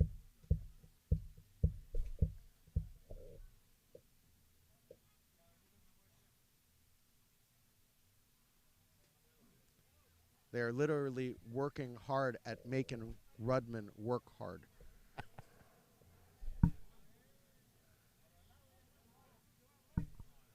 Crucial pitch coming right now.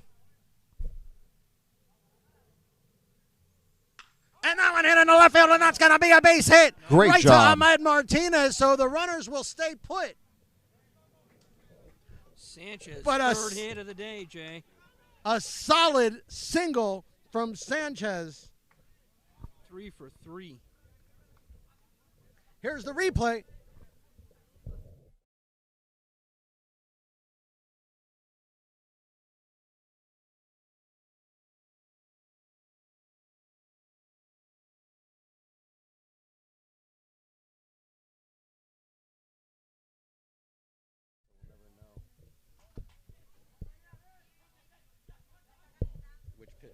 Here is Dennis Stewart.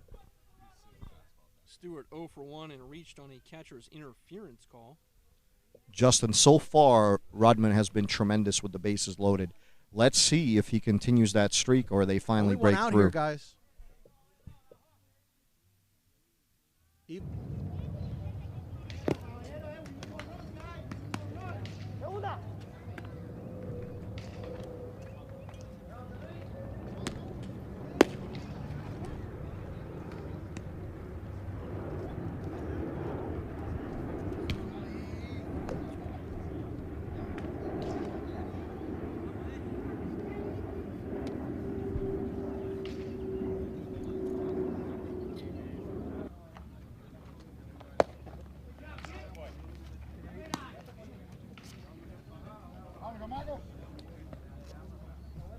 Okay, we are back, folks. Our entire broadcast got knocked out by that foul ball. Unbelievable.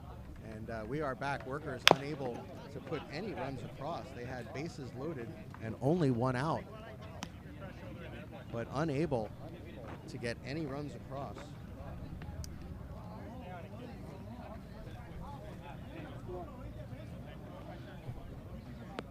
What? Dennis Stewart struck out, and Abel Alfonso grounded to second base. That one popped in the air, calling for it, and he makes the catch. Alexiesi Sanchez made the catch. He's the one who had that sharp hit last night.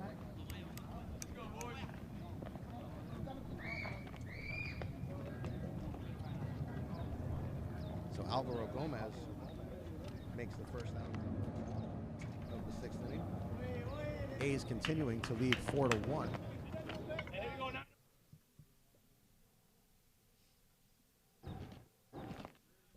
Fortunately, we only missed two batters,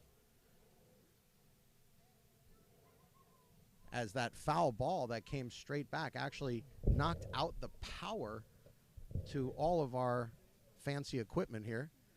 Nice pitch there, swung on and missed. It's amazing, Justin. Everything that we do to get this broadcast up, and all it takes is one well-placed foul ball to knock it all down. That's right. It's always been the case.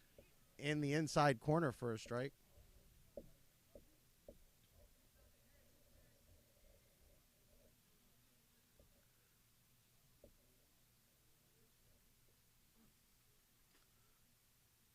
Big swing and a miss. He struck him out.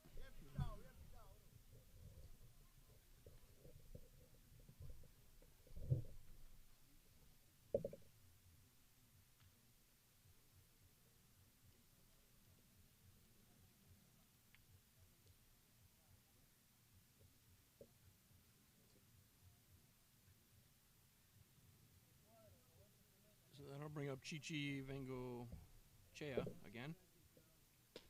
Vengochea had a single back in the fourth.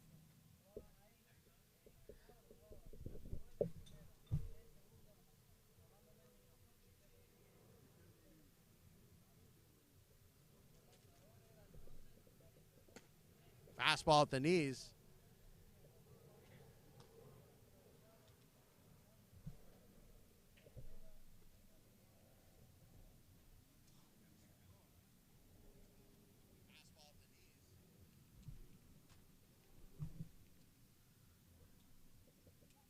Nice breaking ball. Chicho looks back as if to say, yeah, I knew that was a strike.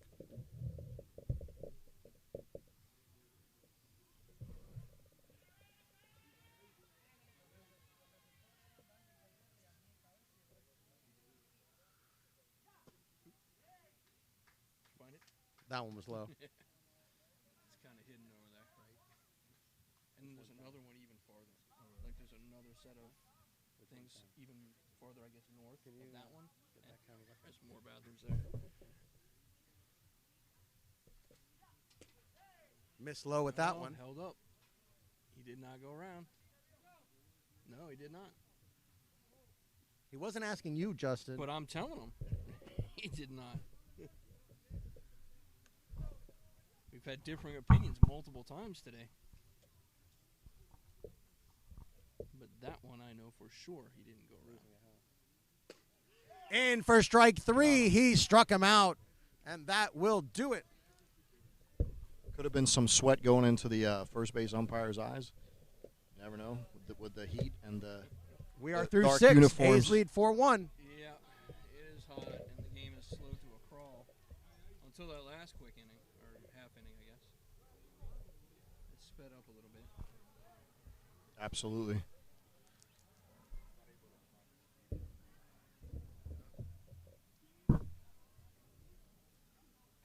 What happened?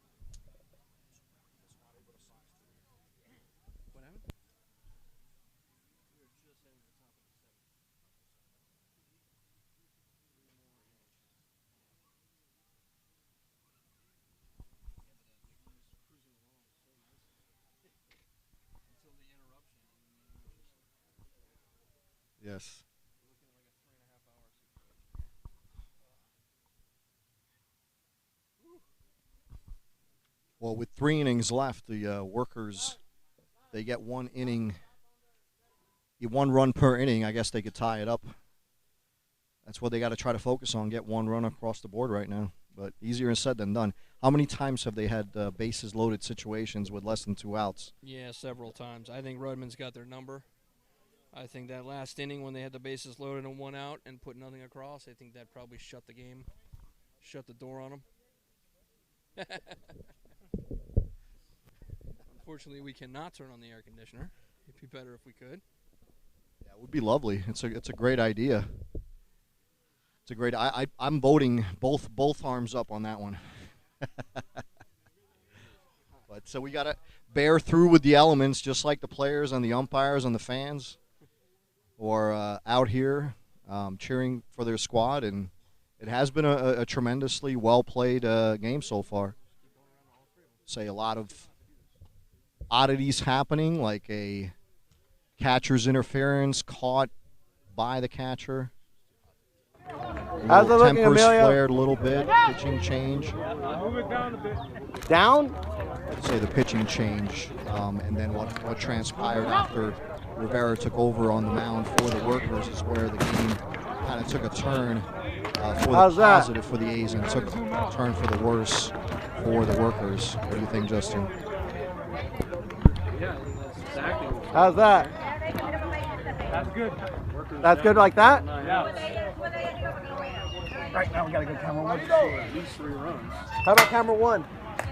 Now, Go get camera also one. they say that when pitchers start getting into seeing a batter 2-3 times, actually batter has a little bit more of an advantage since he's seen what the pitcher has. But in this case, with the dominance coming from Rodman, being able to escape out of difficult situations and being able to throw pitches at any type of count, he's probably has the upper hand. Yeah, I don't think seeing it multiple times helps. It's normally good with other players, pitchers, but I think these guys have seen Rodman stuff and they realize they don't want anything to do with it. They just stay away from it if possible. Yeah. And where do you go? Like in this at bat, for instance, they swung early, a little fly ball right field for the out. But you know, what's the state of mind? Or do you want to fall behind, look at a couple of pitches, go in an 0-2 hole, and then you got to work your way out of it? So it's a tough thing to go through as a batter. It is. Right, so he has one right, laid off that breaking ball that was in the dirt.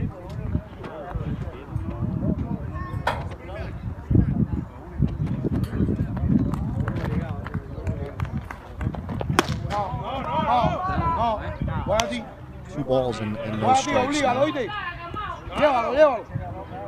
If I had to pick one way or the other, I'd still go with looking at a few pitches before you're going to swing. Sometimes, you know, he could just miss by a little bit. Now, 3 balls and no strikes, and maybe you can get on base with a walk. And that's where he's sitting at right now. But 3-0. And all the other parts of this game, when Rodman has had situations like this, he's escaped. Let's see if he can do it again. Ball 4.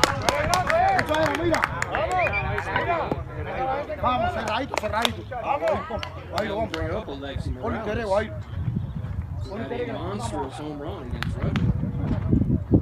Faced him third at bat of the game, the first inning, just launched one. It was a massive 2-run shot. Most of the runs that Redmond were able to put up in that game. Justin, if he does that here, we'll have a 1-run ball game.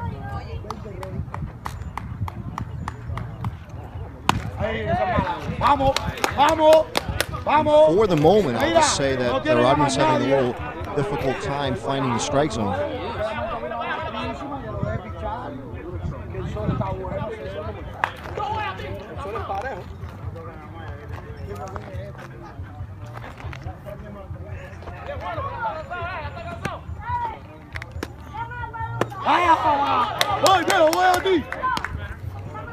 And at this point, I think if you're a worker hitter, you got to see what's coming next because you know you don't want to swing at bad pitches and give him a free strike. I'm going to continue to try to put as many runners on base here, being down 3 runs.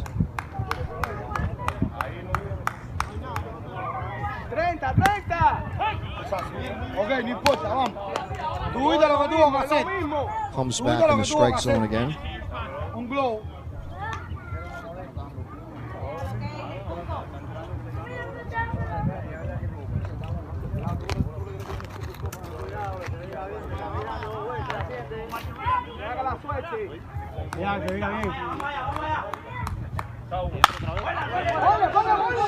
Double play possibility. Nope, they did not. That was definitely a great job by the batter to run that out all the way, and I think it was same time. The ball got into the first baseman's glove at the same time as the runner reached the bag with his foot. But another out for the A's, and now there's 2 outs with the runner at first.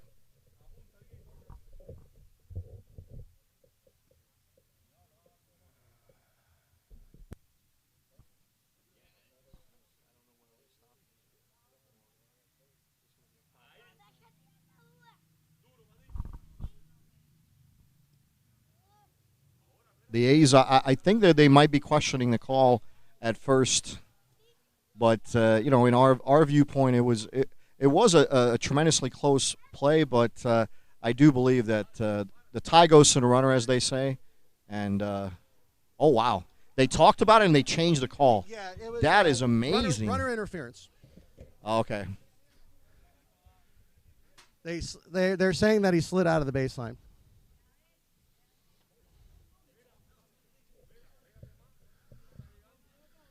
That's the end of the inning now. Workers again had a little bit of something brewing, and it disappeared.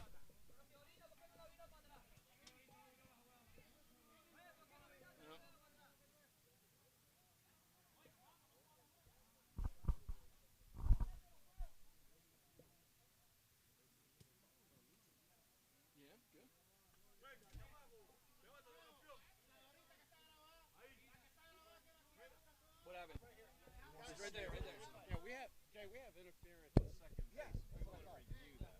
You want to review it? They want to review it. I want to see who touched who. They want to determine this issue.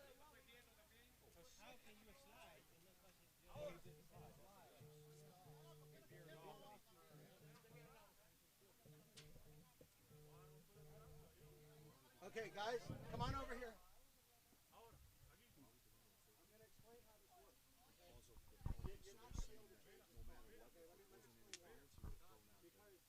Major League Baseball, they have cameras all over the place, and they can see, because you're talking about sliding in the baseline. We don't have cameras that's going to show you whether they slid in the baseline or out of the baseline. The camera we have is from behind home plate, and there's absolutely no way. There's no way from behind home plate that you'll be able to see if he slid in or out of the baseline.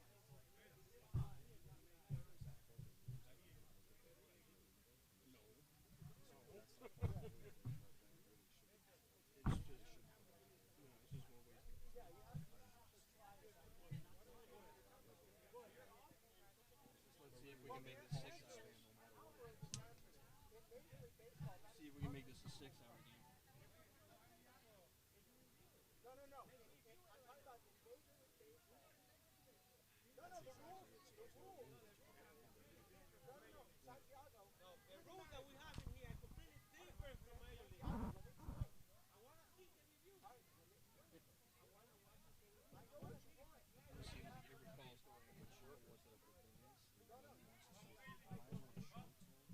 We don't have it. No, we don't have it. No, we don't have it. Regardless. No, we don't have that. Regardless, we don't have that shot that he wants. We don't have it.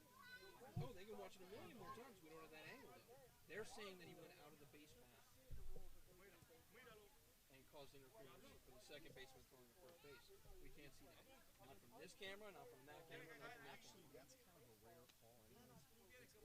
Normally it happens like where they, I don't know, I guess interference, it does happen from time to time, but for it to be really obvious, everybody would have seen it. That's why I'm questioning it in the first place. For his weak level, I think the call should just stand there as it is. Maybe make a strong enough throw to get the guy close to the six. I don't think it had anything to do with any type of interference. But that's not in Major League Baseball. That's not a reviewable play. Now, if we want to discuss that, that's fine. I have no problem with the discussion.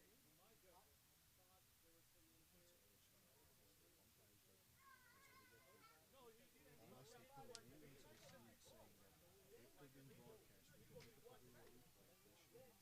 No, they can never put that in because the shit goes down every 10 minutes.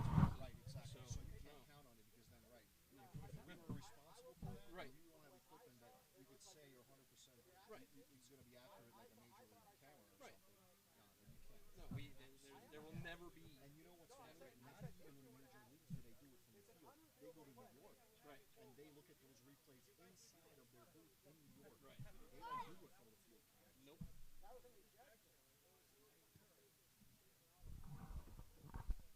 They have access to 60 different angles they don't even show you. Right. Right. You know, whether it's hockey or whether it's baseball, they review everything from one place. So it's always standardized. It's always you're going to get a fair review. They're not always perfect, but this shouldn't even be a discussion.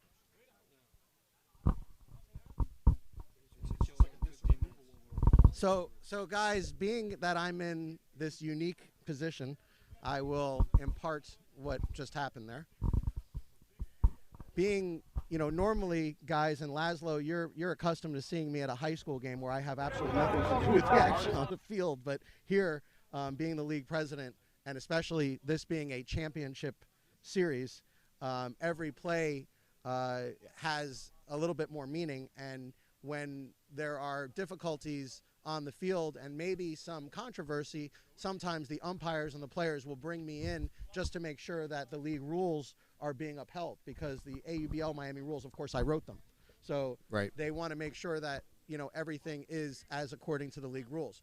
In this case, it was not an AUBL Miami rule that was in question. It was actually a major league rule, and we being AUBL Miami, defaults to major league rules when there is no rule to supersede it. So with that being said, the major league rule is if you are going to a base and you are either sliding or not sliding outside of the baseline and you impede the throw, it is considered runner's interference, which is what we had here, and the base runner at that point would be out.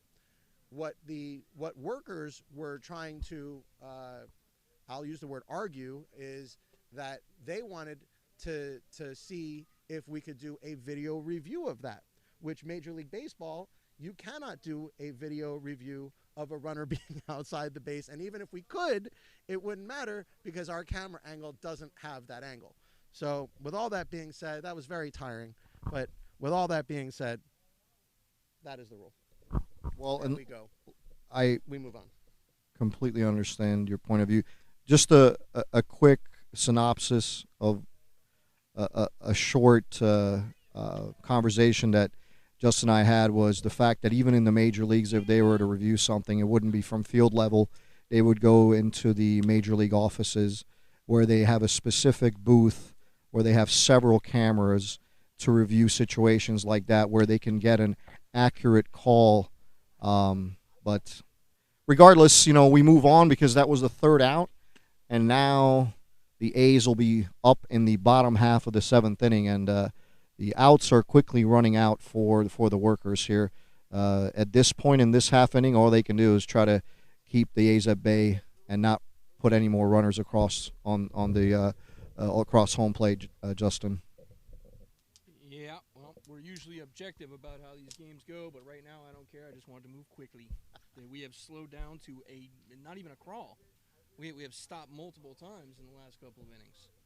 So it looks like we're going to start up again here and try to get through this sixth inning as bottom of the seventh inning. Even for the pitchers, it's a difficulty because they're going straight back by Ahmed Martinez. 10, 15 minutes without pitching. In Rivera's case, almost 20 since he threw a pitch, and until this last one just came across the plate. We'll see how he does again. Well, guys, I'm very, very happy to tell everybody that the sun has made its way behind a cloud for a moment, and I'm sure our cameras will be very happy about that. Yes, as will we. Some of us are at the edge of this tent right here, but definitely an enjoyable game so far. Well, other than Justin and Emilio, we were all at the edge of the tent, Laszlo, myself included. I've got...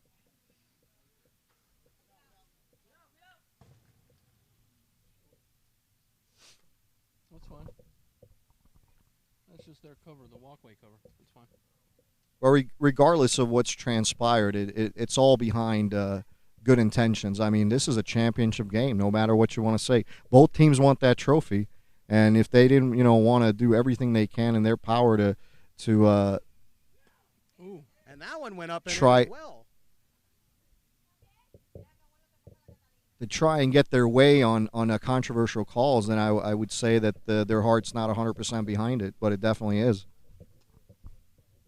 Yeah, the will to win is strong with both teams.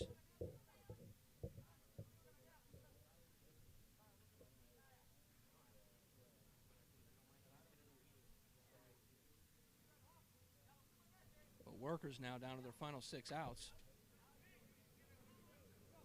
Are we counting outs already? Yes, we are. Wow.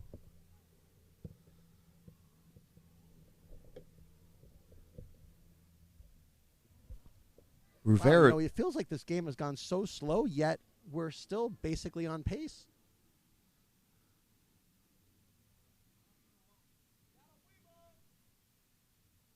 Big swing and a miss. He struck him out. I was about to say Rivera's done a great job since that first inning that he came into and gave up the 3 runs. Since that time, he's settled down pretty well.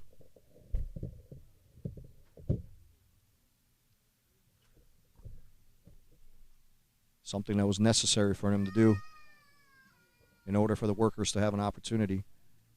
And here comes the next batter, Justin. Yeah, he's got to mow through these guys for them to have any chance. This is Jose Martinez on loan from the Cards for the day. He is 1 for 2 with a single back in the 4th. It looked like a high fastball that he swung through and missed on the first pitch.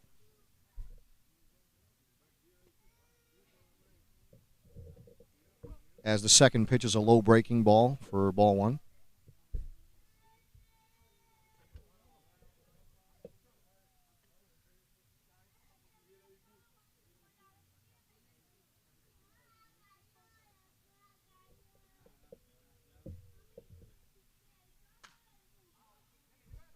Chop going foul. And Rivera's ahead in the count. 1 ball, 2 strikes.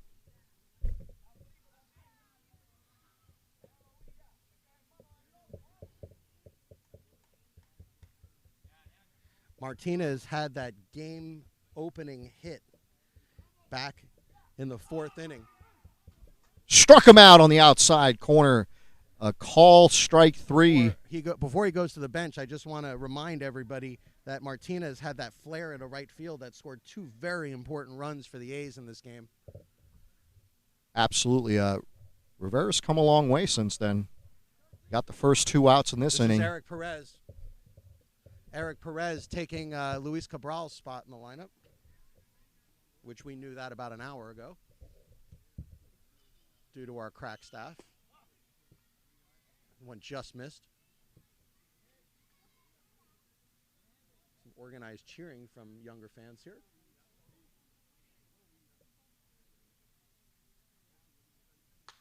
A hit on the right side, and that's a fair ball.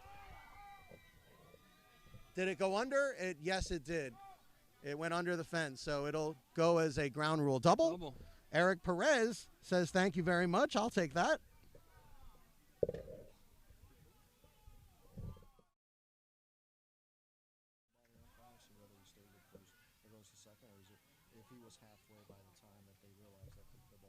I think just once it goes under the thing, it's ground rule double. Right, but when does it happen? I think just the fact that it does happen, I don't think it matters when. We'll see. They're going to explain it now. So it looks like a ground rule double is what the umpires are calling, right, as the ball was unable to be reached by the fielders, and they put their hands up immediately. Now, as I viewed it, the runner was very close to being about halfway past first base when that call was made, and here come the umpires again.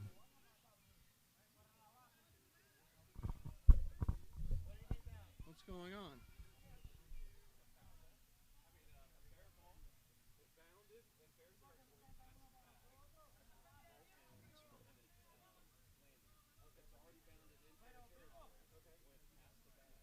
Yeah, that's fair ball. There's no reason he's on it.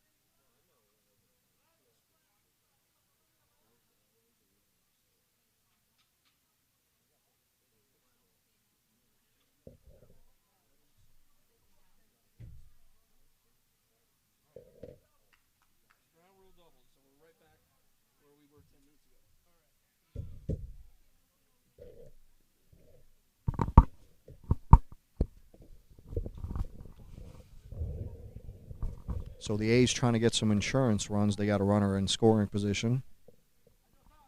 Is this dude going to get warm-up pitches again for the 9th time?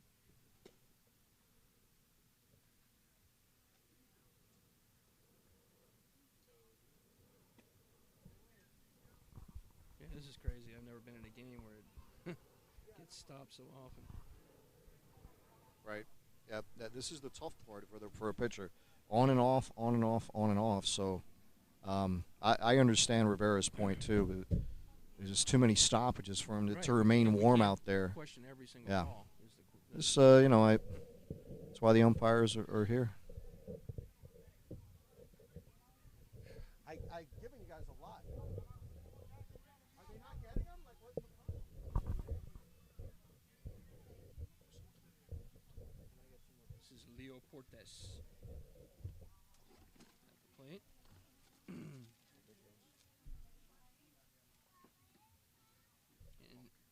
there's a good chance Mr. Portes is going to hit it towards shortstop.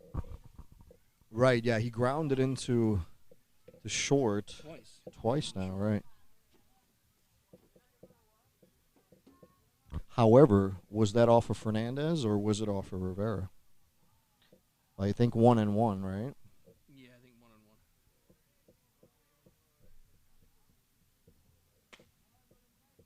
1-1. Yeah, he's definitely reaching on that, swing and a miss. Yeah, 1-1. One on Fernandez, one on Rivera. But he looks like he has propensity to hit it towards short. True. So if he makes contact, I would fully expect it to go over that way. And the runner goes. And he'll get there easily. No throw needed.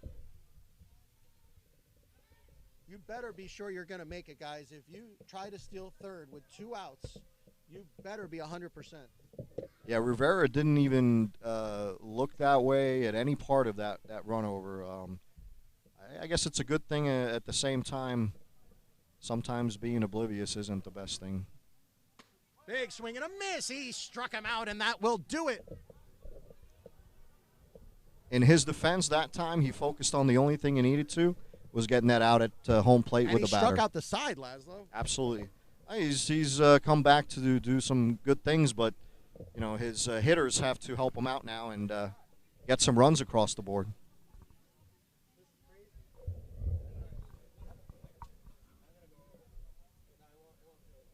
So with a 4-1 game right now, either way you look at it, the Workers have to at least get one run across the board here to try and make it somewhat of a manageable 9th inning. Yeah, at least one. Minimum. I mean, if you got 2, it would be a fantastic, possible finish in the 9th. But without any runs to go into the 9th, being down 3 runs, it would be a tall task, especially the way that Rodman has been pitching today. Yep, they got 6 outs left to do it.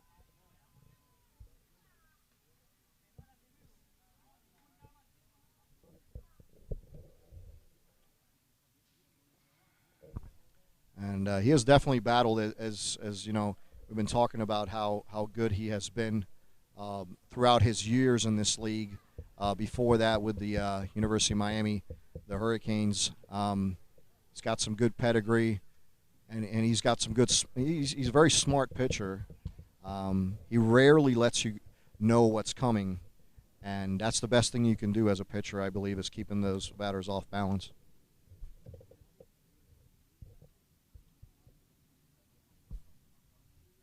Workers have had some opportunities with the bases loaded, but unfortunately getting the runs to come across the plate has been their downfall.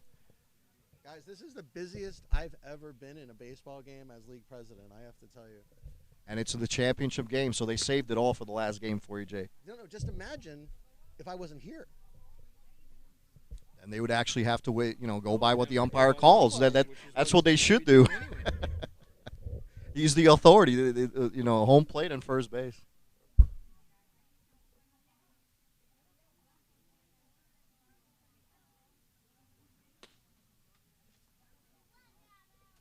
Let's see what the workers can do. They still have a lot of work ahead of themselves to try to make this an exciting finish in the ninth. But anything can happen.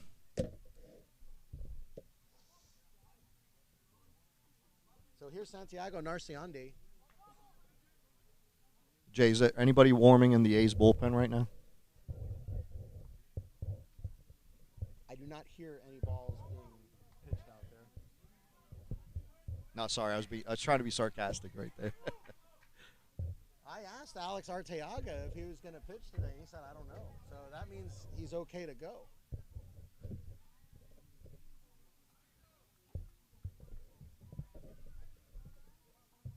I know Rudman doesn't want to come off the mound. That I can tell you.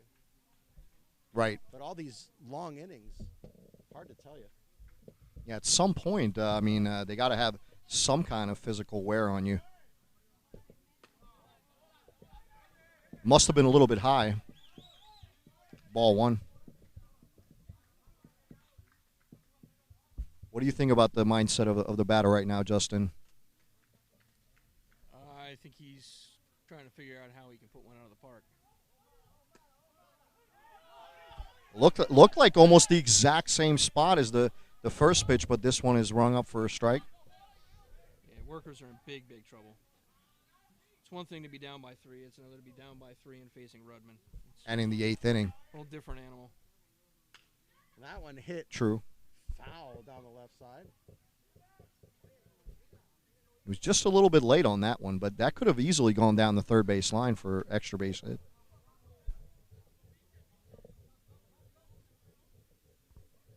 This is where the difficulty inside of a batter's mindset comes in. What is he going to throw me now? He's behind in the count.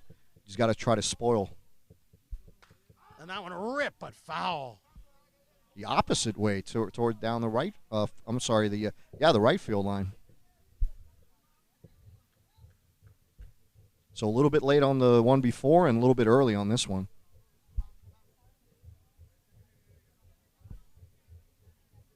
Next one's going to center field. What do you think, Justin? I don't think it is. I don't think the next one's going to center field. I think Redmond's going to get him swinging.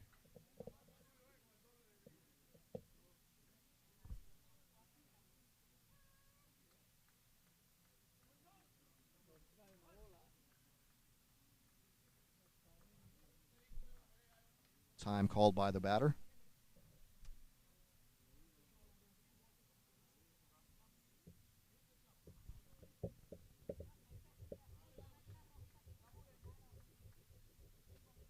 Low. Good at bat here from Narciande. Good patience.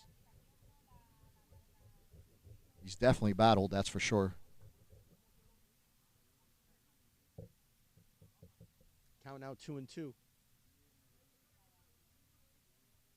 Just like his uniform number. Outside and high. Count full. Leading off the 8th inning, Narciande with a leadoff type at bat here. Huge pitch coming here for the workers. Try to keep themselves Also somewhat getting in that the pitch game. count up, Lazo. That Rudman pitch count. It's got to be like somewhere in the 80s, if not 90s. No, it's got to be more. Swing and a miss. He struck him out. And that would have been ball 4 if he would have been a little more patient, but it's Yeah, very tough to say. He's got to be over 100 pitches. Has to. Because workers have had runners on base in just about every inning. And they've had the bases loaded on more than one occasion. Yeah, he has to be over 100 pitches. Goes to show you how difficult it is to stay away from a breaking ball, even with a full count and needing to get a runner on base. Well, here's Wilder Thorndike as his team now down 5 outs to pick up the 3 runs. 2 for 3 on the day is Thorndike.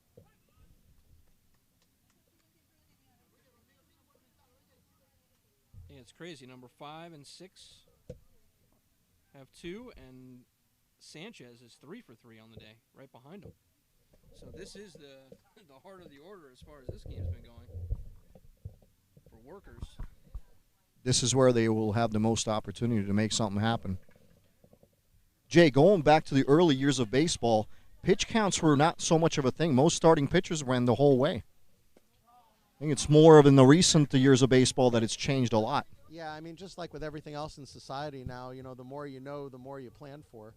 But it was considered, let's use the right language here, less than manly to come out of a baseball game as a pitcher. And it wasn't until really the 1970s that relief pitching even became a thing. It was really, pitchers like Raleigh Fingers, who played for the A's, that really started the idea of having someone come in consistently as a relief pitcher.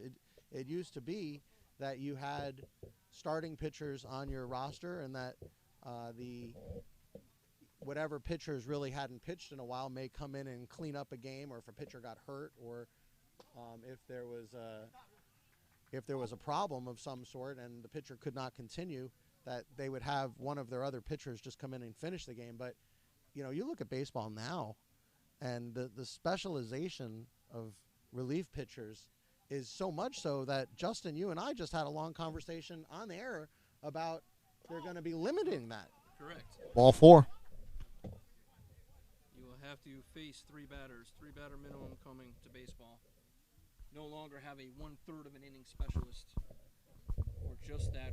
And also, lefty that comes up once a week. Justin, you bring up that point too. The righty versus lefty switching that a lot of these teams were doing, and are doing. And what I think is, interesting is that only really became something that people looked at in the last, 20, 30 years. I mean, that was not even really looked at back in the old days of baseball.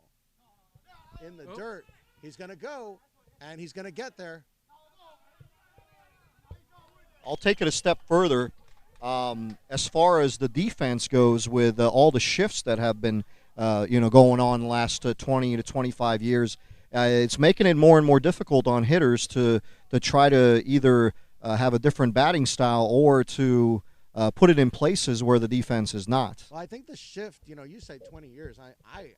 I would argue that the shift is really like the last 5 years. I don't even know that 20 years ago there was really such a thing as a shift. Barry Bonds did get shifted a lot, though, if you think about the way that he was being played, especially with his 300 average and the power that he possessed. I do remember Barry Bonds being shifted for, but I don't remember it being something that happened with other players. You're right. It did happen 20 years ago. But not to the degree. But now, you have all these sabermetrics that are, all of these stats that people are using to figure out where balls are being hit, and, which hitters hit the ball where, and how to place fielders so that it optimizes. And I got to tell you, the whole thing makes me dizzy. I'd much rather just see it go back to the way it was. There's a lot of statistics out there, and it's basically just like anything else. It's a sort of gambling, and gambling on the percentages that work for you best.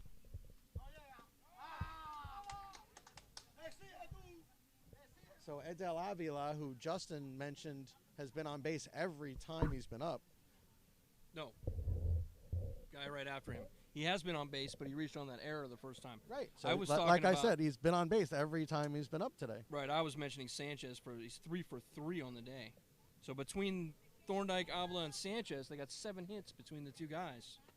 That one's a strike. Although Avila disagrees.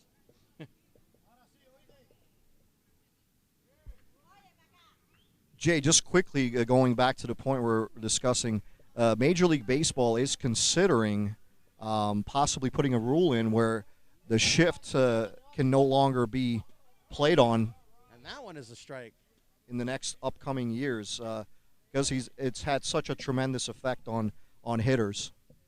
I guess everybody has a different viewpoint when it comes to that. It is so hard to police that. I mean, they could start making it a situation where you can't be in a certain place relative to second base and things like that, but really hard to police that down the line and foul. It's hard to police it, and I don't know if it's a good idea to police it. I think that the the teams should have the ability to play their players wherever they want. If they want to put 4 guys in right field because Barry Bonds hits the ball over the fence every time, and they want to put 1 guy at the wall in right center and 1 guy at the wall in the right field corner and 1 guy in the normal right field position, if they want to play that way, they should have the right to do so. I don't know that Major League Baseball should step in on that, but boy, is it getting confusing.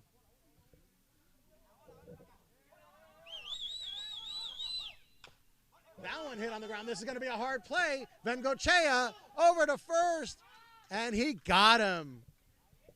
Tremendous 2 throw. outs. Really good throw over there by the third baseman to make sure that he's accurate as well as gets the ball there in time to first base. What do you think, Justin? Absolutely. But that will advance Thorndike over to third. Albeit with 2 outs. Yeah, 2 outs. I think Workers are in big trouble. Yeah, down to their final 4 outs, and really, right now, have But not ever since they scored that run in the first inning, have not been able to solve the mystery that is Michael Rudman. Even though they've had runners on, they haven't been able to get him in. Well, here is the 3 for 3 on the day, man. Alexiesi Sanchez. 2 singles and a double on the day.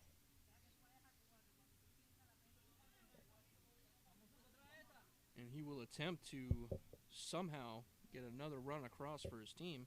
No hamburgers being cooked out here, huh? Anybody? No, nothing. Anybody see anything? Nothing today. Nothing. We got a little clouds, though, thankfully. It's helpful. And that one hits a left center field going back. Yeah, going loaded back, on that and one. He's going to be Oh. out. Juan Quesada That'll do it. ranging to his right and makes a nice catch. That will do it. Coral Gables A's continuing to lead Workers 4-1. You are watching AUBL Miami Championship Series Game 3 on the South Florida Broadcast Network.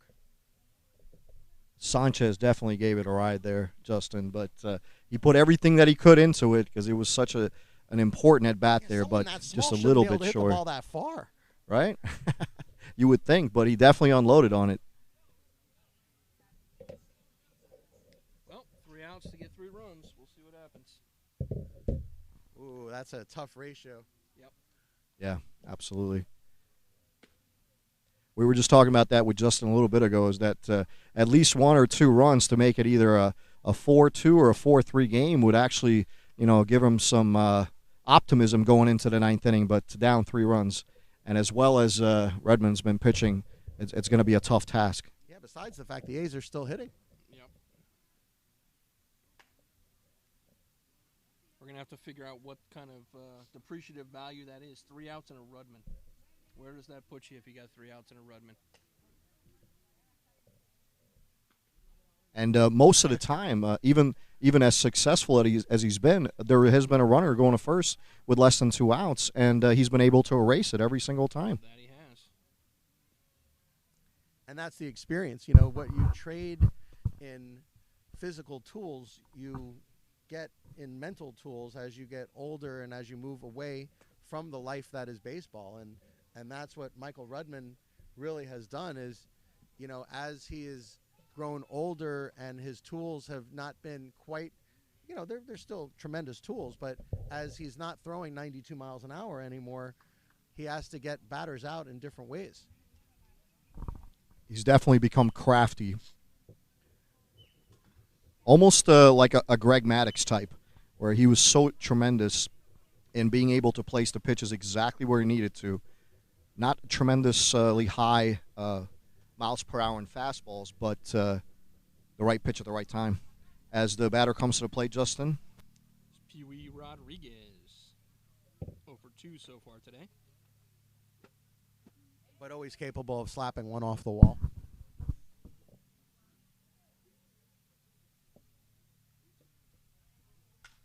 And does so right there, going into right center field and slaps one almost to the wall. Almost like he heard you right there, Jay. I think Jay's calling me out.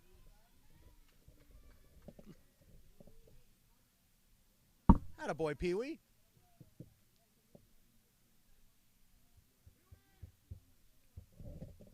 And that'll bring up Willie Mizrahi. Pee-wee typically has a courtesy runner and has not been running well, but not coming off the field. It's going to shock everybody and still second. No. No? Okay. No. With a 4-1 lead, no, I would say. Willie Mizrahi now, the batter. Looks at a bunt and lets it go low. If it happens, I will be the first I one don't to say think egg he's on my bunting here, face. guys. I think we might be seeing a Steve Hurt special. They're looking for some insurance right now. And he's not bunting, and it's popped up in the infield. Mizrahi not running.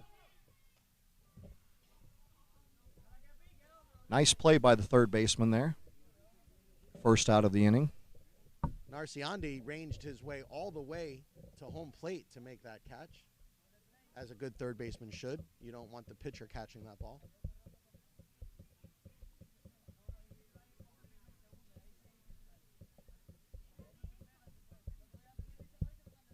Here comes the batter, Justin. Mr. Juan Quesada. Batting in the 11th spot for the Coral Gables A's. Could just as easily be in the 1 slot. Quesada, a very good hitter. And we'll see if they wind up adding to the bottom of the order, as this will be their last shot. I don't know that they have anyone to add. I think Arteaga is the only one left, and a lot of times Alex won't hit.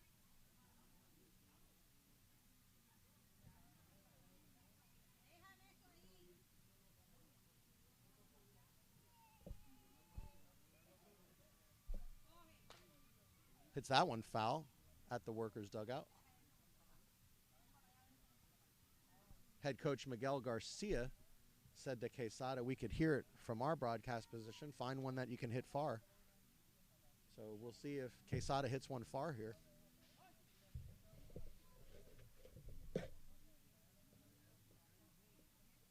Inside.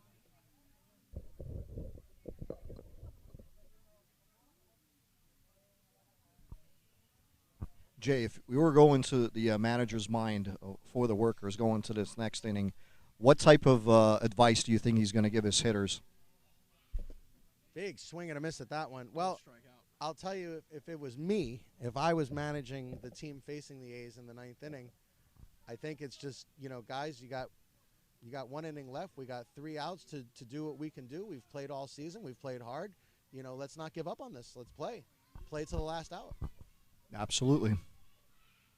Big swing and a miss. He struck him out.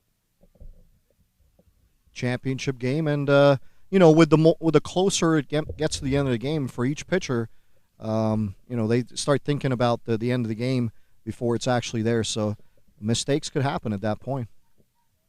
Mistake pitches. Yeah, I mean, if Michael Rudman was on the mound, I think he'd probably have a better chance of that. But yeah. That's why they play the games. Yasmani Thorndike, now the batter. Brother of Wilder.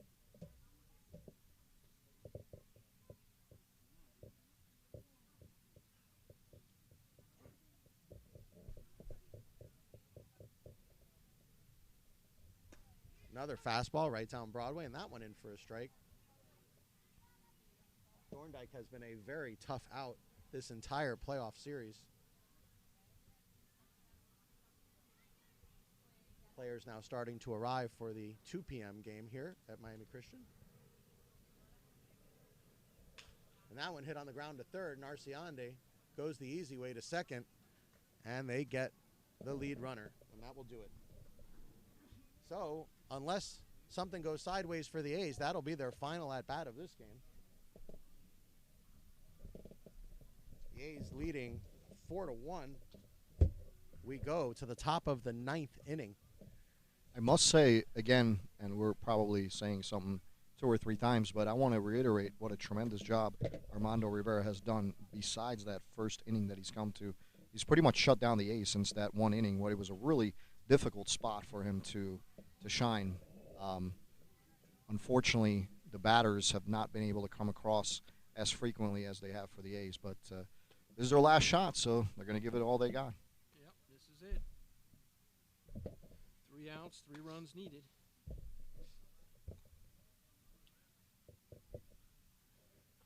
Is that a new pitcher I This see for the is A's? Alex Arteaga, the venerable one that they're putting on the mound to finish this one off.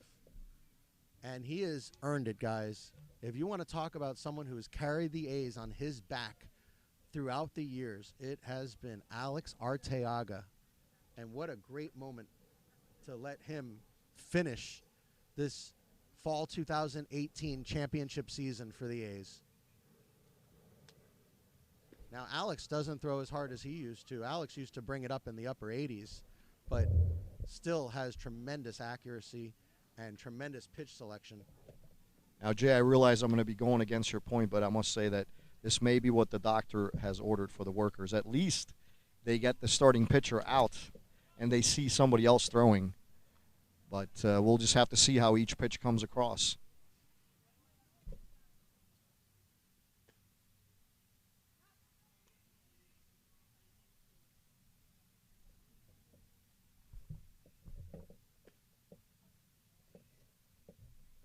You got to think on the one hand, you know, the A's players probably wanted Rudman to finish it, and on the other, I think they're all, to a man, very excited to see Alex Arteaga on that mound.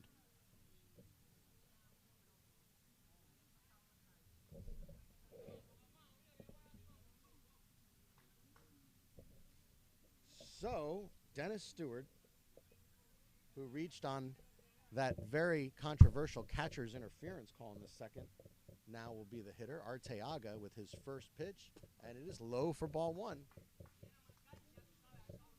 That seems like a lifetime ago right now. Maybe a couple games ago. Arteaga working quickly, and that one in for a strike.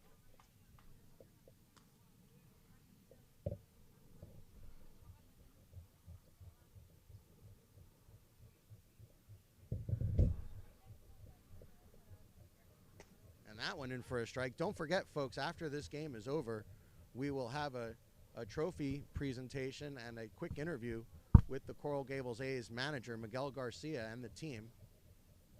So don't go anywhere after this is over. Assuming that the A's win it, obviously. I should also say if the workers do come back, that same rules apply. There will be a trophy presentation and an interview with Santiago Narciandi and Wilder Thorndike and Abe Alfonso, and that one up high, ball 3. We don't want to be premature here. It is only a 3-run lead, not a 13-run lead.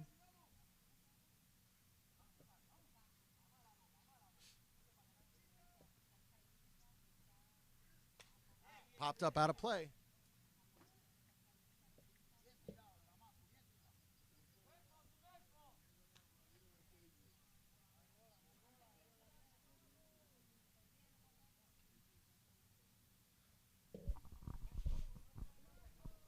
Huge at-bat here for the workers, Justin. He's worked the count full. Let's see if he can get himself on.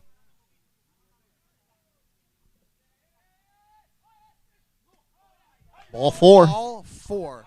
Guys, the tying run is now in the on-deck circle.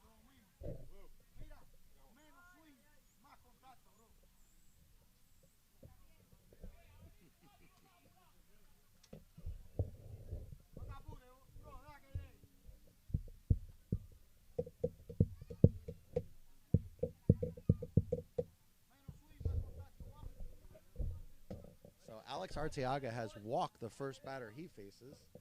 And now the number 9 hitter, Abel Alfonso, will come to bat. He had the only RBI of this game for workers.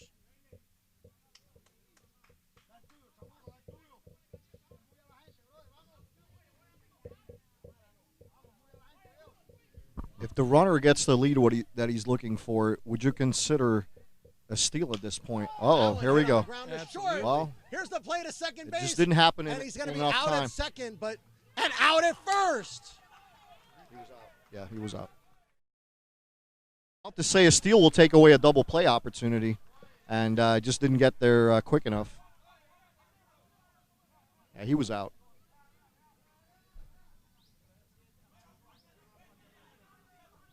Here's the replay.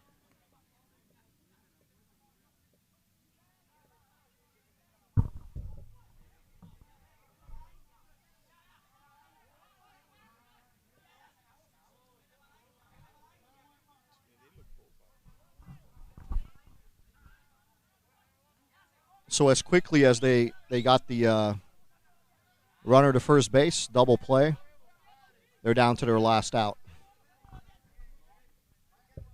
Okay.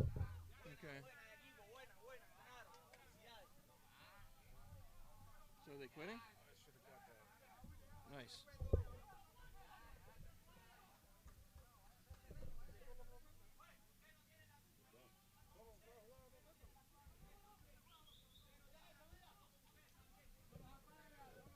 All right. If you're gonna quit, just quit then. Don't make a show. Well, they're not going to play the last out. They have one more out. Yeah, but they're saying no.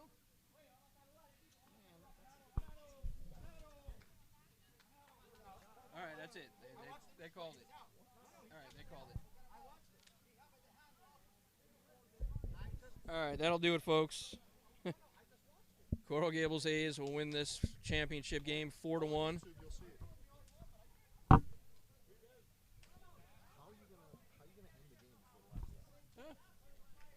Just like this. This isn't the first time we've seen crap asses. Wait, no.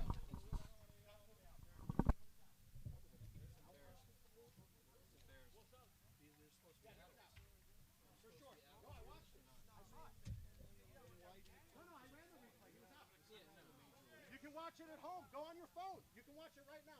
Huge waste of time. He's saying he wasn't out because he didn't beat the play. He's saying he's out because the guy didn't slide right in second. Okay, folks. Well, workers have abandoned their final out here, so the A's are the fall 2018 champions. We will have a trophy presentation and an interview shortly. You are watching the South Florida Broadcast Network.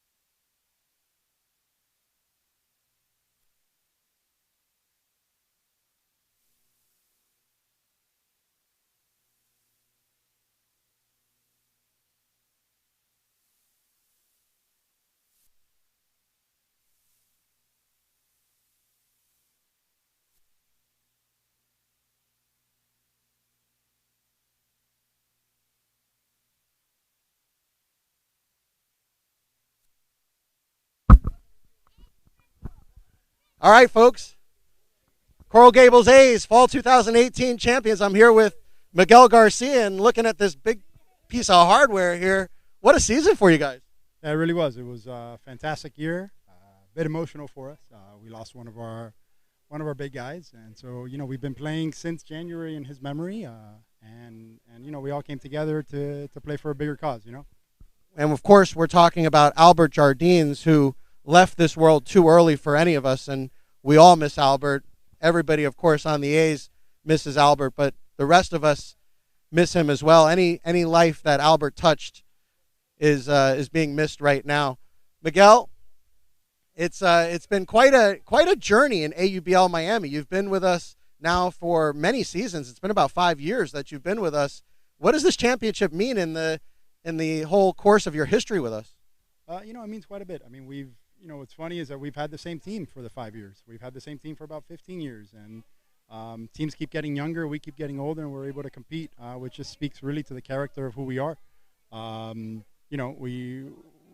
average age is probably in the mid-30s. We faced 2 professional pitchers today, and we put it to them and played a real good game. And really, the competition throughout the season has been the same. All these teams. I'm looking at a team coming in now that looks like we could be the father to half of them, and we're able to continue to compete. But I think it really just speaks to our character. We're an emotional bunch. We play with our emotion on our sleeves, and it usually comes out for the best with us. Congratulations to you and the entire Coral Gables A's team, and we present. Thanks, Jay. Appreciate it, bud. Thank you. And that'll do it here from Miami Christian School for today's game and for the Fall 2018 season. And what a season it was for myself, Jay Hayback, my broadcast partner, Justin Bresner, Laszlo Banez. I had Andrew Feldman here today, Emilio Sierra doing all our production work. Thank you to everybody that helped with the broadcast, and thank you to you, the viewer, for watching. We will see you next time on the South Florida Broadcast Network.